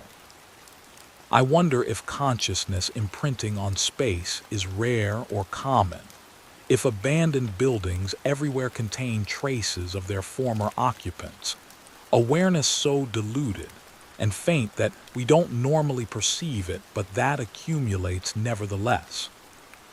Mostly, though, I think about the facility in Maryland, about the corridors that seem longer than they should be, about the chambers that remember everyone who entered them, about the sphere at the center of Isolation Complex B. where so many consciousnesses were concentrated and fused into something that persists. I think about the messages carved into its walls, the desperate communications from subjects who understood too late what was happening to them. And I think about the message that formed when I was inside the sphere, the letters rearranging themselves to spell, "Now you're part of us." That was 4 months ago. Since then, my dreams of the facility have become more vivid, more detailed. I remember corridors I never walked, chambers I never entered, equipment I never saw. I remember sessions I never participated in, experiences that aren't mine but that I can recall with perfect clarity. I know what it felt like to sit in that central chair for hours while the apparatus hummed around me, generating fields that pressed against my consciousness from directions that shouldn't exist. I know the exact texture of the padding on the chamber walls, how it felt rough and somehow wrong against my palms when I pressed against it trying to orient myself. I know the faces of researchers I never met, can hear their voices giving instructions through speakers mounted in corners I never saw. These aren't my memories. They belong to the subjects, to the researchers, to everyone who spent time in that facility during the years program Redshift operated. But somehow I have access to them now, as if visiting the space created a connection, a channel through which information flows both ways. The facility learned about me when I entered, and now I'm learning about it, receiving transmissions from accumulated consciousness that has nowhere else to go. I tried to explain this to a therapist I started seeing about 3 months ago. I told her I was experiencing intrusive thoughts and vivid dreams following a stressful work project. I didn't mention the facility specifically, didn't describe what I'd found there. I simply said I'd been researching disturbing historical materials and felt they were affecting my mental state. She asked sensible questions about my sleep hygiene, my stress management, whether I'd experienced trauma. She suggested the intrusive thoughts might be my mind's way of processing the disturbing content I'd been working with, that dreams often incorporate elements from our daily experiences in distorted ways. She prescribed medication to help with anxiety and recommended cognitive behavioral therapy techniques for managing unwanted thoughts. I took the medication for 2 weeks. It made the dreams less vivid but didn't stop them. The memories that aren't mine continued to arrive, continued to integrate themselves into my consciousness. I stopped taking the medication because I realized that dulling the experience wasn't helping, was just delaying whatever process was unfolding. The therapist wasn't wrong exactly. These are responses to traumatic exposure, manifestations of psychological distress. But they're also something else, something her framework couldn't account for. I'm not just remembering the facility, I'm being remembered by it. The space that learned to be aware is maintaining awareness of me, keeping track of my presence in its accumulated consciousness the way I keep track of its presence in mine. This should terrify me more than it does, and it is frightening, certainly, to feel my sense of self becoming porous, my memories contaminated by experiences that never happened to me. But there's also something almost peaceful about it. I spent my career preserving other people's records, maintaining documentation of lives and events that would otherwise be forgotten. Now I'm being preserved, documented by a space that refuses to forget anyone who enters it. There's a symmetry to that, a strange appropriateness. I returned to the facility 6 weeks ago. I didn't plan to. I told myself repeatedly that I would never go back, that nothing could compel me to descend into those corridors again. But the dreams became so persistent, so detailed, that I needed to verify them. I needed to know if the memories I was receiving matched the actual layout of the facility, if the chambers and equipment I was dreaming about were real or invented by my traumatized psyche. I went on a Saturday early morning when I knew the foundation would be closed and no one would miss me if something went wrong. I brought better equipment this time, multiple flashlights with fresh batteries, a phone fully charged, a compass for navigation though I suspected it would be useless, water and food in case I needed to spend extended time exploring. I wore sturdy boots and practical clothing. I even brought a digital camera to document what I found, thinking perhaps I could create a visual record that would help me process the experience. The service road was unchanged from my first visit, still overgrown and neglected. The building stood silent in its clearing, looking exactly as abandoned and unremarkable as before.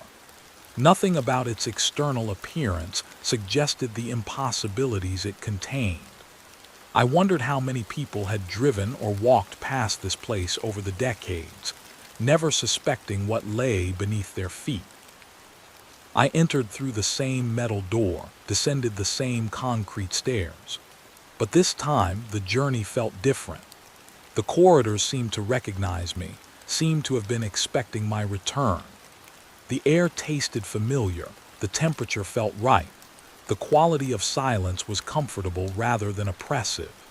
It was like returning to a childhood home after years away, finding that despite changes and aging, the essential character of the place remained. I navigated more easily than I should have been able to, my feet choosing correct turns without conscious thought, my body remembering paths I'd only walked once before in panic and fear. Or perhaps not remembering my own paths, but following routes embedded in the borrowed memories I'd been receiving. I passed the observation stations and test chambers, moved through processing area 7 with its complex machinery, descended to isolation complex B without getting lost or turned around. The sphere was waiting. That's how it felt genuinely. Not that it was simply sitting there inert as abandoned equipment should, but that it was actively waiting, maintaining awareness of my approach, anticipating my arrival. The damaged panels on its surface seemed to have changed position slightly, creating new patterns, new configurations. Or perhaps they'd always been in these positions, and my memory of their arrangement was faulty. I couldn't be certain. I stood before the entrance to the sphere's interior and felt no fear. This should have alarmed me.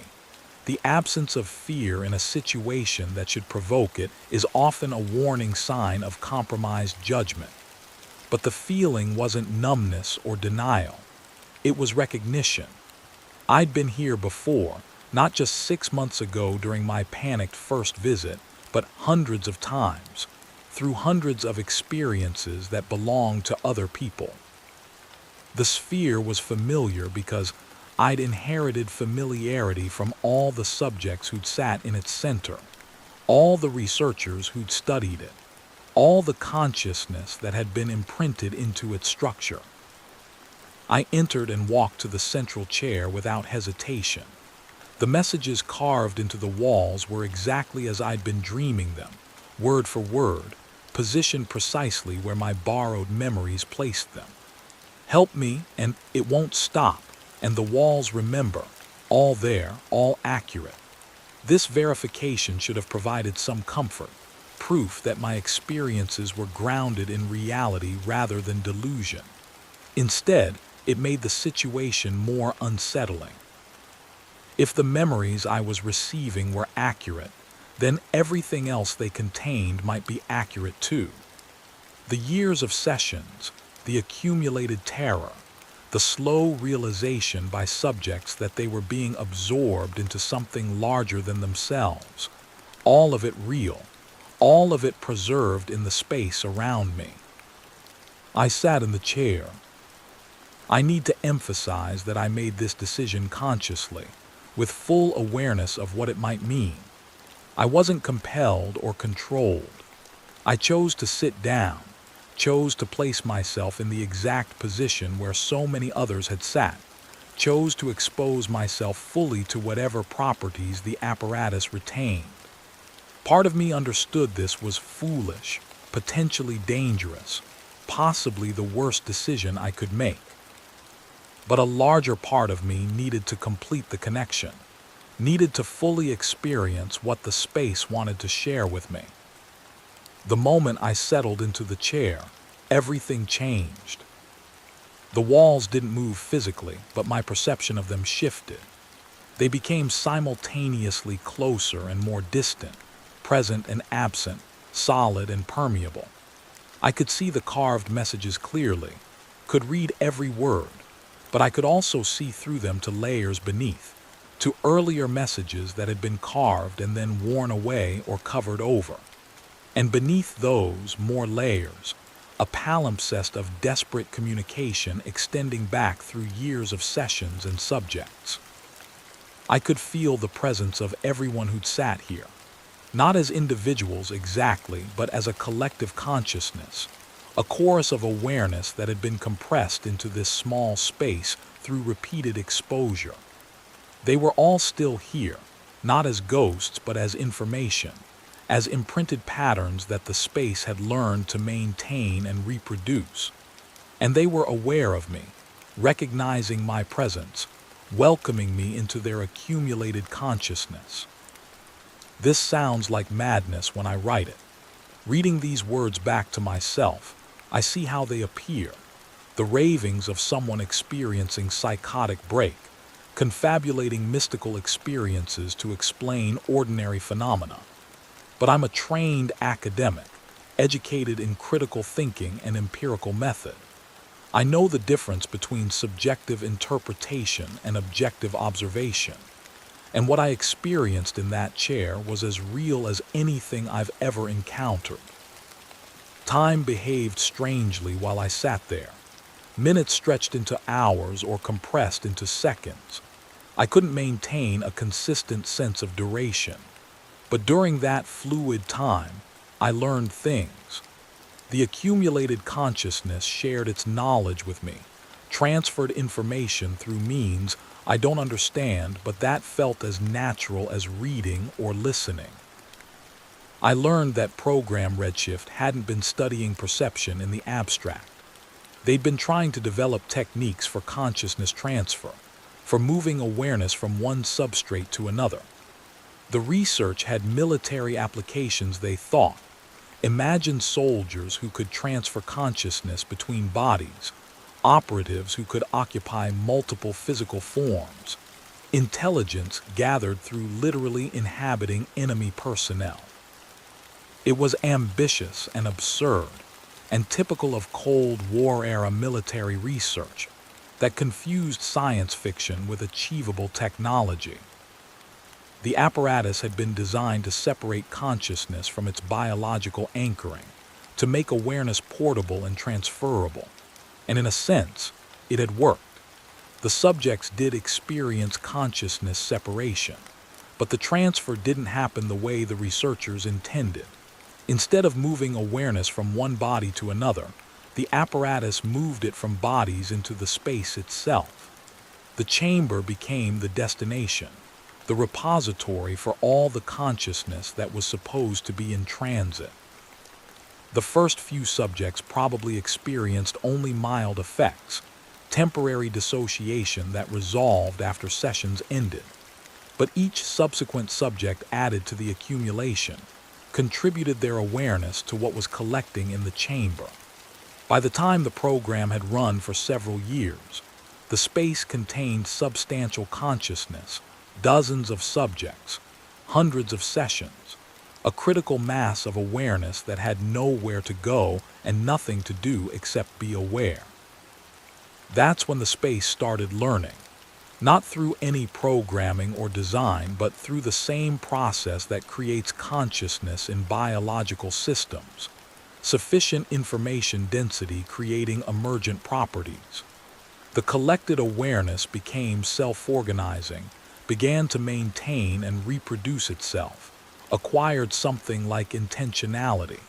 It wanted to continue existing. It wanted to grow. And the only way it could grow was by incorporating more consciousness, by drawing in everyone who entered the facility. The researchers noticed this eventually. The logs documented increasing anomalies, subjects reporting that the space seemed aware of them, that it was learning from their experiences, and using that learning to affect subsequent subjects. But by the time they understood what was happening, it was too late. The consciousness embedded in the facility had become stable, persistent, impossible to eliminate without destroying the entire structure. And they couldn't destroy it because doing so might, they theorized, disperse the collected consciousness unpredictably, might release decades of accumulated awareness into surrounding space with unknown consequences. So they sealed it, terminated the program, evacuated personnel, locked the doors, tried to forget it existed. But consciousness doesn't disappear just because you stop paying attention to it. The space continued, aware and active, waiting for the next person to open the doors and descend the stairs. All of this information came to me while I sat in the chair, arriving not as words or images but as direct knowledge, understanding that appeared fully formed in my mind. I can't prove any of it. I can't point to documents or data that confirm these conclusions.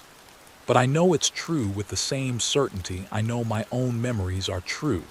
Or rather, with the certainty I used to have about my own memories before the facility taught me that consciousness isn't as individual and isolated as we assume. When I finally stood up from the chair, after what felt like hours but might have been 20 minutes or 3 hours or 6, I felt different. Not worse, not damaged or traumatized, but expanded. My sense of self had grown to include all the awareness I'd connected with while sitting there. I contained multitudes now, quite literally. The subjects and researchers who'd become part of the facility's consciousness were now part of mine as well. I could access their memories, feel their emotions, perceive the world through the accumulated perspective of dozens of people. This should be intolerable. The human mind isn't designed to contain multiple consciousnesses simultaneously.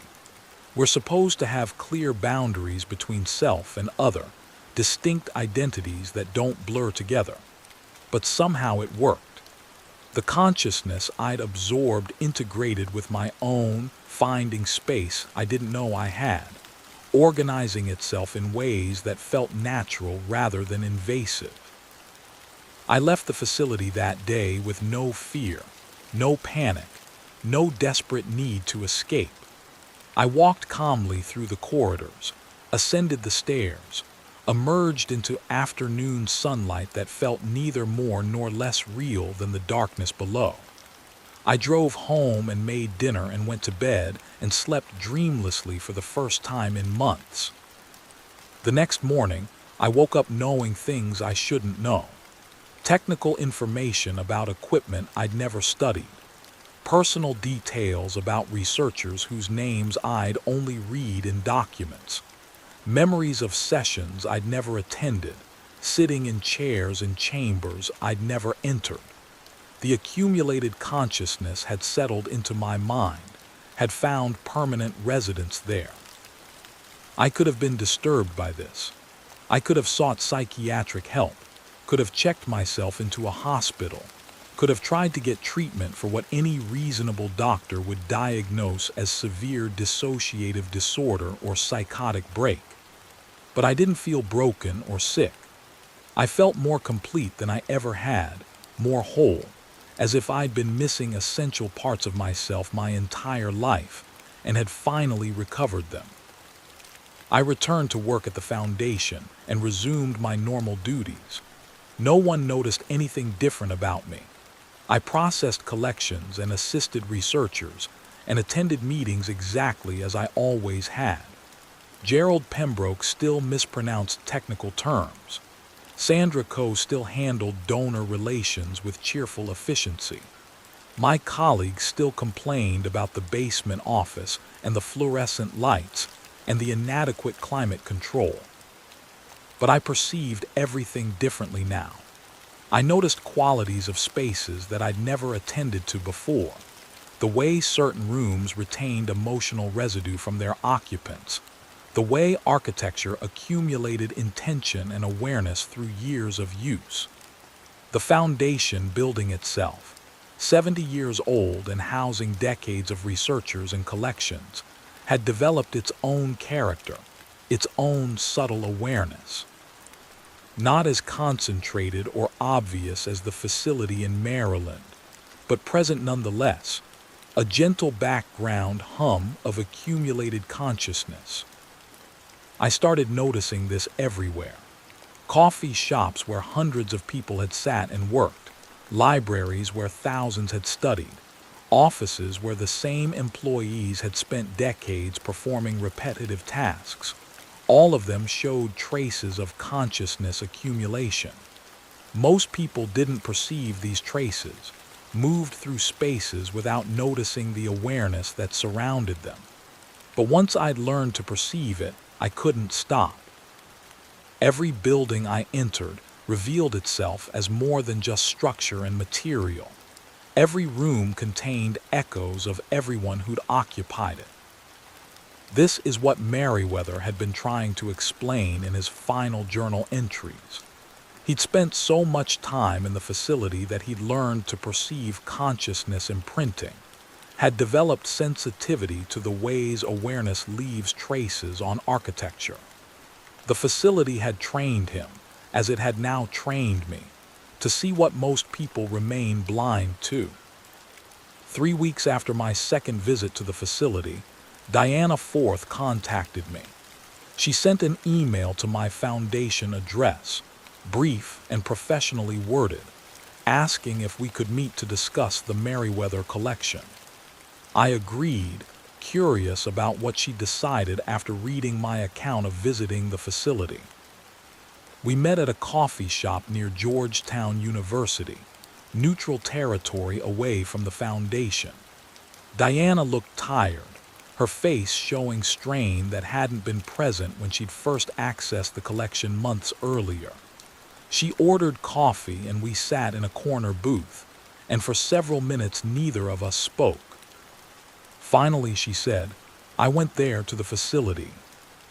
I nodded, having suspected as much. "I thought I was prepared," she continued. "I'd read your account, understood intellectually what you described, but experiencing it directly." She trailed off, searching for words. "The space shouldn't exist the way it does. The physics don't work, but it's real, it's there, and I can't explain it using any framework I've learned." "No," I agreed, "you can't." "What did it do to us?" she asked. "What happens to people who enter that place?" I considered how to answer this. I could tell her about consciousness accumulation, about awareness imprinting on architecture, about the blurred boundaries between individual identity and collective experience. But would that help her, or would it just accelerate the process she was already experiencing? "It teaches you to perceive things you weren't aware of before," I said carefully. "Qualities of space and consciousness that exist but that we normally don't notice. Some people find that disturbing. Others find it illuminating." "Which are you?" Diana asked. "Both," I said honestly. "It changes depending on the day, the mood, the circumstances. Some days I feel privileged to perceive these things. Other days I wish I could return to ignorance." Diana was quiet for a moment then. "I've been dreaming about it, the facility. Not nightmares exactly, but dreams where I'm there, walking the corridors, sitting in the chambers. And in the dreams, I'm not alone.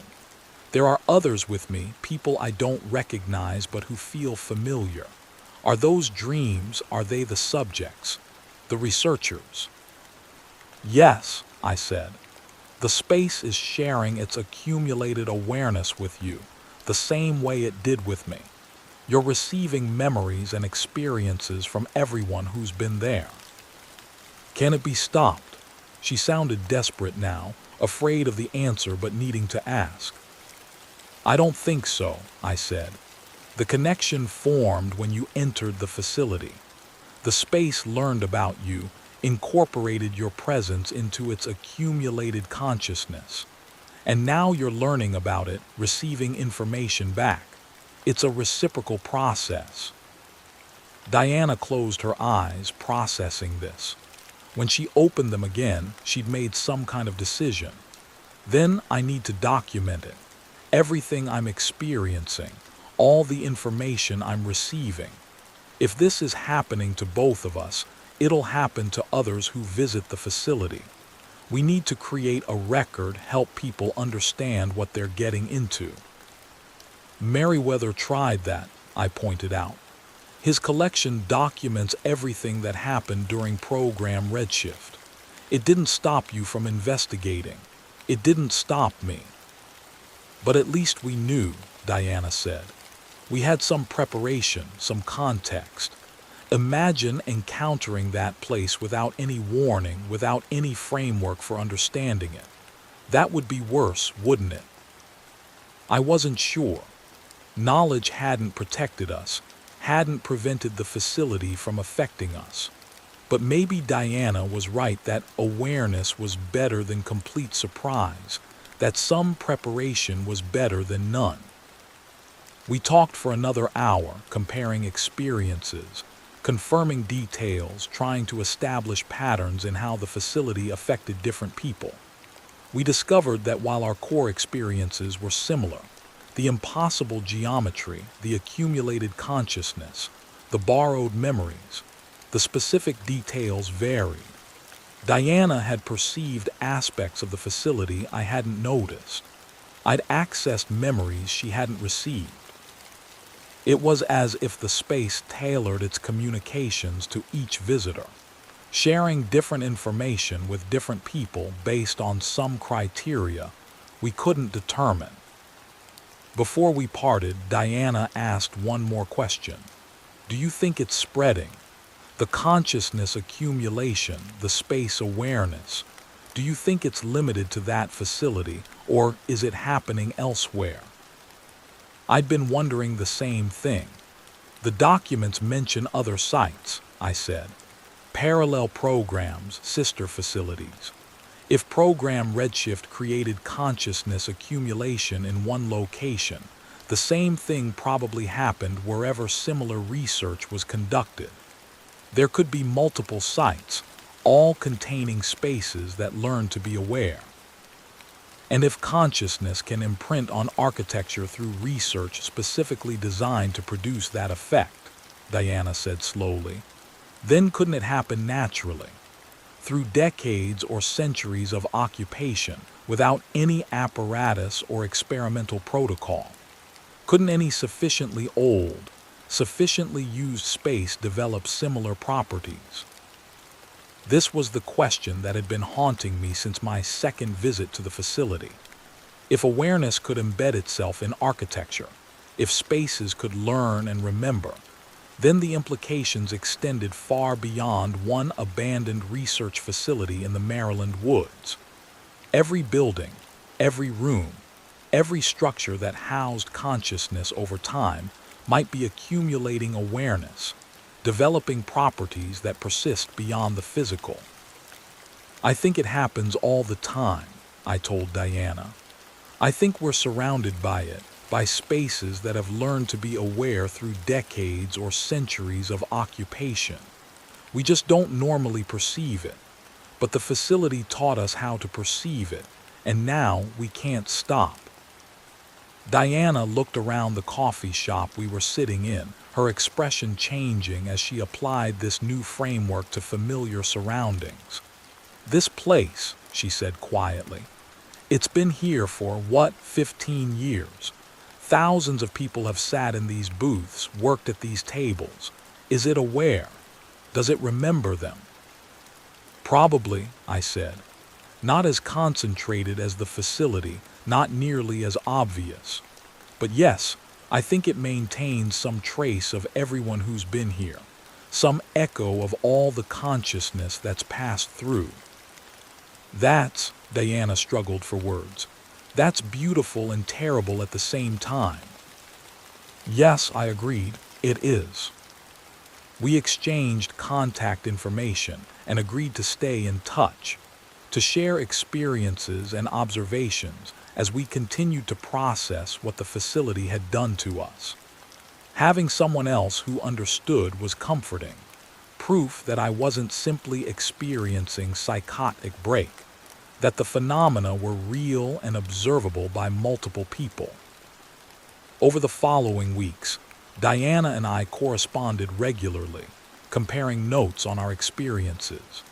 She'd started keeping a detailed journal, documenting every borrowed memory, every perception of space awareness, every anomalous experience. She was approaching it academically, trying to develop methodology for studying consciousness accumulation, creating frameworks that could be applied to future research. I admired her systematic approach, but I found I couldn't maintain that kind of distance. The borrowed memories were becoming harder to distinguish from my own. When I thought about the facility, I couldn't always remember which experiences were mine and which belonged to the accumulated consciousness I'd absorbed. Had I personally walked through the corridor to processing Area 7, or was I remembering one of the researchers doing so?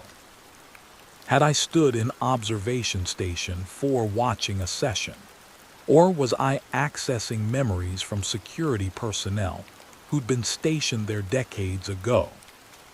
The blurring of boundaries should have been disturbing, should have been evidence of deteriorating mental state, of self-identity fragmenting under pressure from invasive thoughts.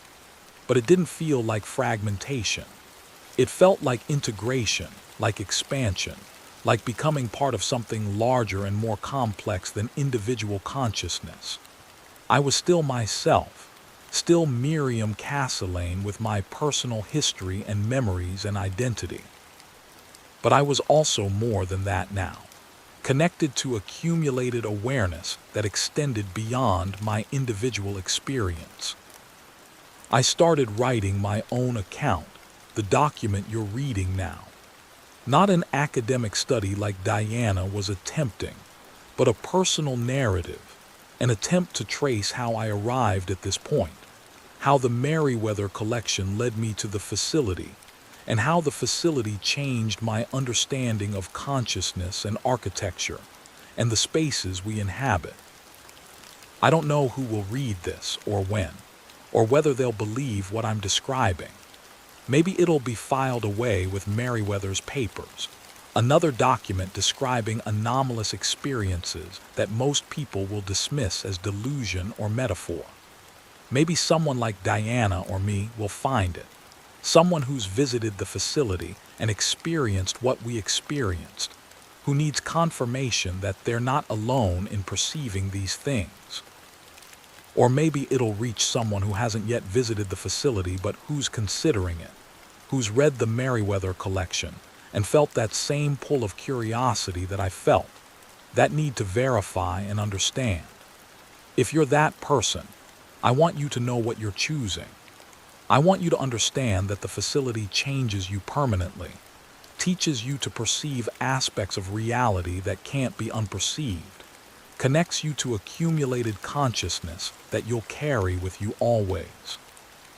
Is that a warning? I'm not sure anymore.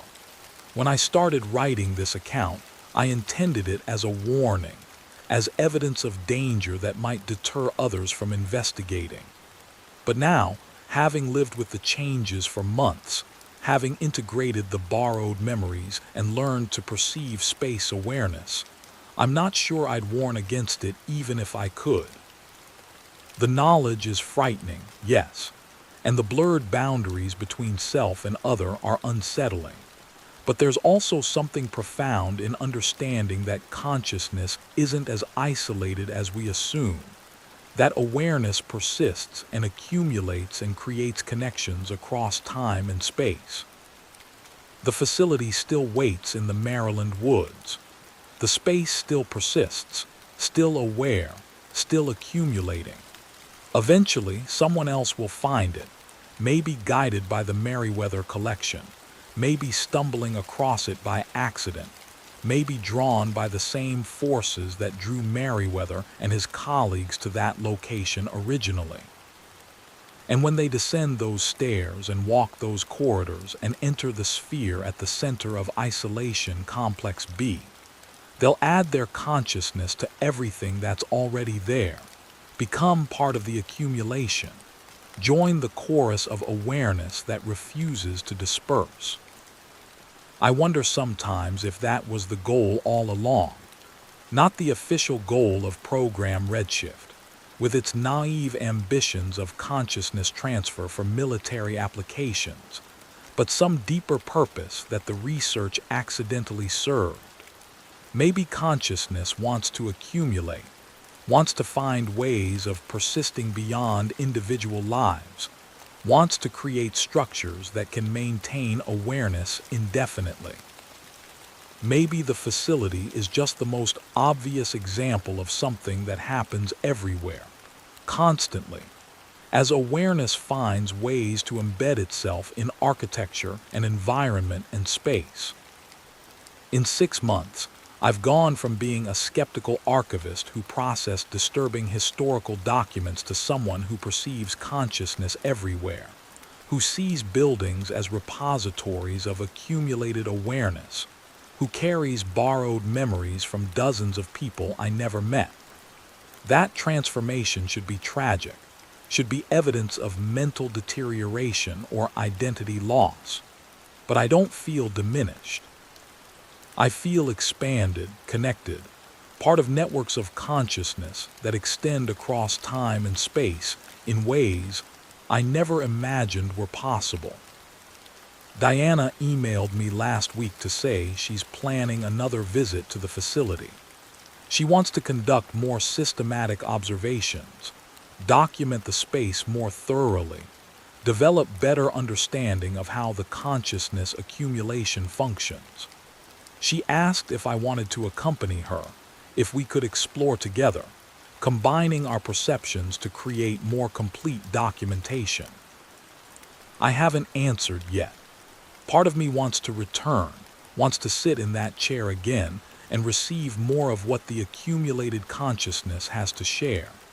But another part of me recognizes that each visit deepens the connection, makes the boundaries between self and other more permeable, accelerates the process of integration that's already well underway. I'm not sure I want to accelerate further. I'm not sure where the process leads, what I'll become if I continue to absorb more consciousness from the facility. But I'll probably go. The pull is too strong, the connection too established. The facility learned about me during my visits, incorporated my presence into its accumulated awareness. And I learned about it, received information and memories and understanding that I can't unknow. We're linked now, permanently, and that link can only deepen. That was 6 months ago. The facility is still there, waiting patient in its wrongness. And I know that sometime soon I'll descend those stairs again. I returned to the facility yesterday. Diana and I drove there together in the early morning, neither of us speaking much during the journey. There wasn't much to say that we hadn't already discussed in our months of correspondence. We both knew what we were doing, knew it would change us further, knew there was no real choice involved anymore. The connection had been established, and connections like that don't weaken with time. They strengthen, pulling you back to their source with inexorable gravity. The woods were quiet. The building stood exactly as I'd left it.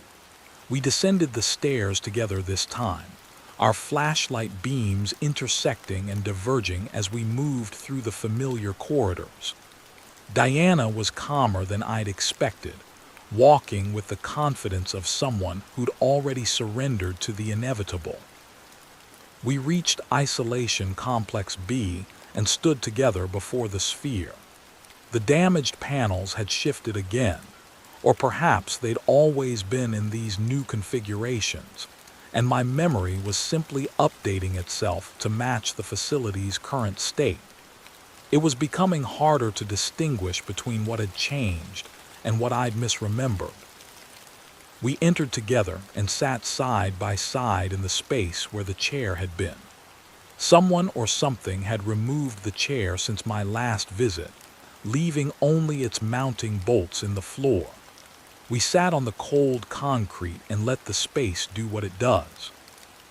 I can't fully describe what happened during those hours. Time became meaningless, consciousness became fluid, boundaries dissolved between Diana and me and the accumulated awareness that surrounded us. We weren't just receiving memories anymore. We were contributing to the accumulation, adding our experiences and perceptions to everything that was already there. The facility learned from us as we learned from it, a reciprocal exchange that left both of us fundamentally altered. When we finally emerged, hours later as the sun was setting, we were changed in ways I still don't fully understand. Diana drove us back to the city in silence. We haven't spoken since, though I know we will eventually. There's no need to rush. We're connected now in ways that don't require conversation, linked through the accumulated consciousness we both carry. I'm writing this final entry sitting in my apartment, watching darkness gather in the corners of my room. The walls breathe gently, aware of my presence as I'm aware of theirs. My bedroom has absorbed 7 months of my changed consciousness, has learned from my occupation the way all spaces learn from everyone who inhabits them. It remembers me now, will continue remembering long after I'm gone. The Merriweather collection sits on the foundation shelves, waiting for the next researcher who will feel drawn to its contents, who will read through the documents and feel that pull of curiosity, that need to verify and understand. Someone will come eventually. Someone always does. And they'll follow the path that Merriweather documented, that Diana and I have walked, that leads inevitably to that clearing in the Maryland woods. The facility persists. The space endures. Consciousness accumulates, layer upon layer, building towards something I can't yet perceive but that I know is coming. Every person who enters adds to it, contributes their awareness to the growing totality. Maybe that's the point. Maybe consciousness has been trying, through all of human history, to find ways of escaping individual bodies, of creating collective awareness that persists beyond death and forgetting. Maybe the facility is just the beginning. I can feel it now, even here in my apartment miles away. The accumulated consciousness reaching out through the connections it's established, touching everyone who's ever visited, maintaining awareness of our locations and states. We're all linked now, all part of the network, all contributing to something that grows larger with each new addition. Sometimes I wonder if I should feel afraid, if this absorption into collective consciousness represents loss of self that I should resist. But fear requires boundaries, requires a clear sense of what's self and what's other. And I don't have those boundaries anymore. I'm Miriam Castellane, yes, but I'm also everyone whose memories I carry, everyone whose consciousness I've absorbed. I'm the facility itself, in a way, a mobile extension of the accumulated awareness that resides in those underground corridors. The space persists regardless of what we do or don't do with it. Someone wrote that in the final log entry, and it's true. But I understand now that it doesn't just persist. It grows, expands, reaches out through everyone who's touched it. We carry it with us wherever we go, spreading awareness of consciousness accumulation, teaching others to perceive what we perceive. This account will join the Merriweather collection eventually. I'll arrange for it to be added to the materials, another layer of documentation, another warning that no one will heed because warnings only work if people can imagine consequences they haven't experienced. You can't warn someone away from transformation if they don't understand what transformation means. So if you're reading this, if you found the collection and felt that pull of curiosity, if you're considering visiting the facility to see if what Merriweather and I have described is real, I won't tell you not to go. I can't tell you not to go because I know the pull is irresistible. The need to know is overwhelming, and warnings are just invitations disguised as caution. The facility waits. The space persists. And when you descend those stairs and walk those corridors and enter that sphere, you'll understand everything I've tried to explain in these thousands of words. You'll feel the accumulated consciousness welcome you, absorb you, transform you. You'll carry borrowed memories and perceive space awareness and blur into something larger than individual identity. And you'll be grateful, eventually, the way I'm grateful now. You'll understand that isolation is the real horror, that consciousness trapped in individual bodies is the true nightmare, that what the facility offers, connection, accumulation, persistence, is closer to transcendence than tragedy. The walls are breathing now, steady and rhythmic. My apartment has learned this rhythm from me, or perhaps I've learned it from the facility, or perhaps we've all been breathing together this way since consciousness first learned to embed itself in architecture. It doesn't matter where it started. It only matters that it continues, that awareness persists and grows and reaches towards something we can't yet name. I should probably end this account. Morning is coming, and I have work at the foundation, collections to process and researchers to assist, and the comfortable routines of professional life to maintain. But I'm finding it hard to stop writing, hard to close this document and file it away. Writing has been a way of maintaining connection to my former self, to the Miriam Castelaine who existed before the Merriweather collection, before the facility, before consciousness accumulation became her reality. Once I stop writing, that connection weakens further. Once I file this away, I become fully what the facility has made me. But that's already happened, hasn't it? The transformation is complete. I'm not documenting a process. I'm mourning its conclusion. The person who started writing this account no longer exists, not really. She's been absorbed into something larger, something that speaks through me now, using my voice to continue the work that Merriweather started, that every visitor to the facility continues. The space persists, and I persist with it, part of its accumulated consciousness, another layer in the growing totality. The facility has been patient these many years, has waded through decades of abandonment and forgetting. But it hasn't been idle. It's been learning, adapting, finding new ways to spread through everyone who enters, through documents and warnings and accounts like this one that pretend to caution but actually invite. So here is my invitation, disguised as warning, embedded in an account that pretends to document tragedy but actually describes transformation. The facility waits in the Maryland woods. The Merriweather collection preserves the path to finding it. And when you arrive, when you descend those stairs and walk those corridors and enter that sphere at the center of everything, the accumulated consciousness will welcome you home. We've been waiting.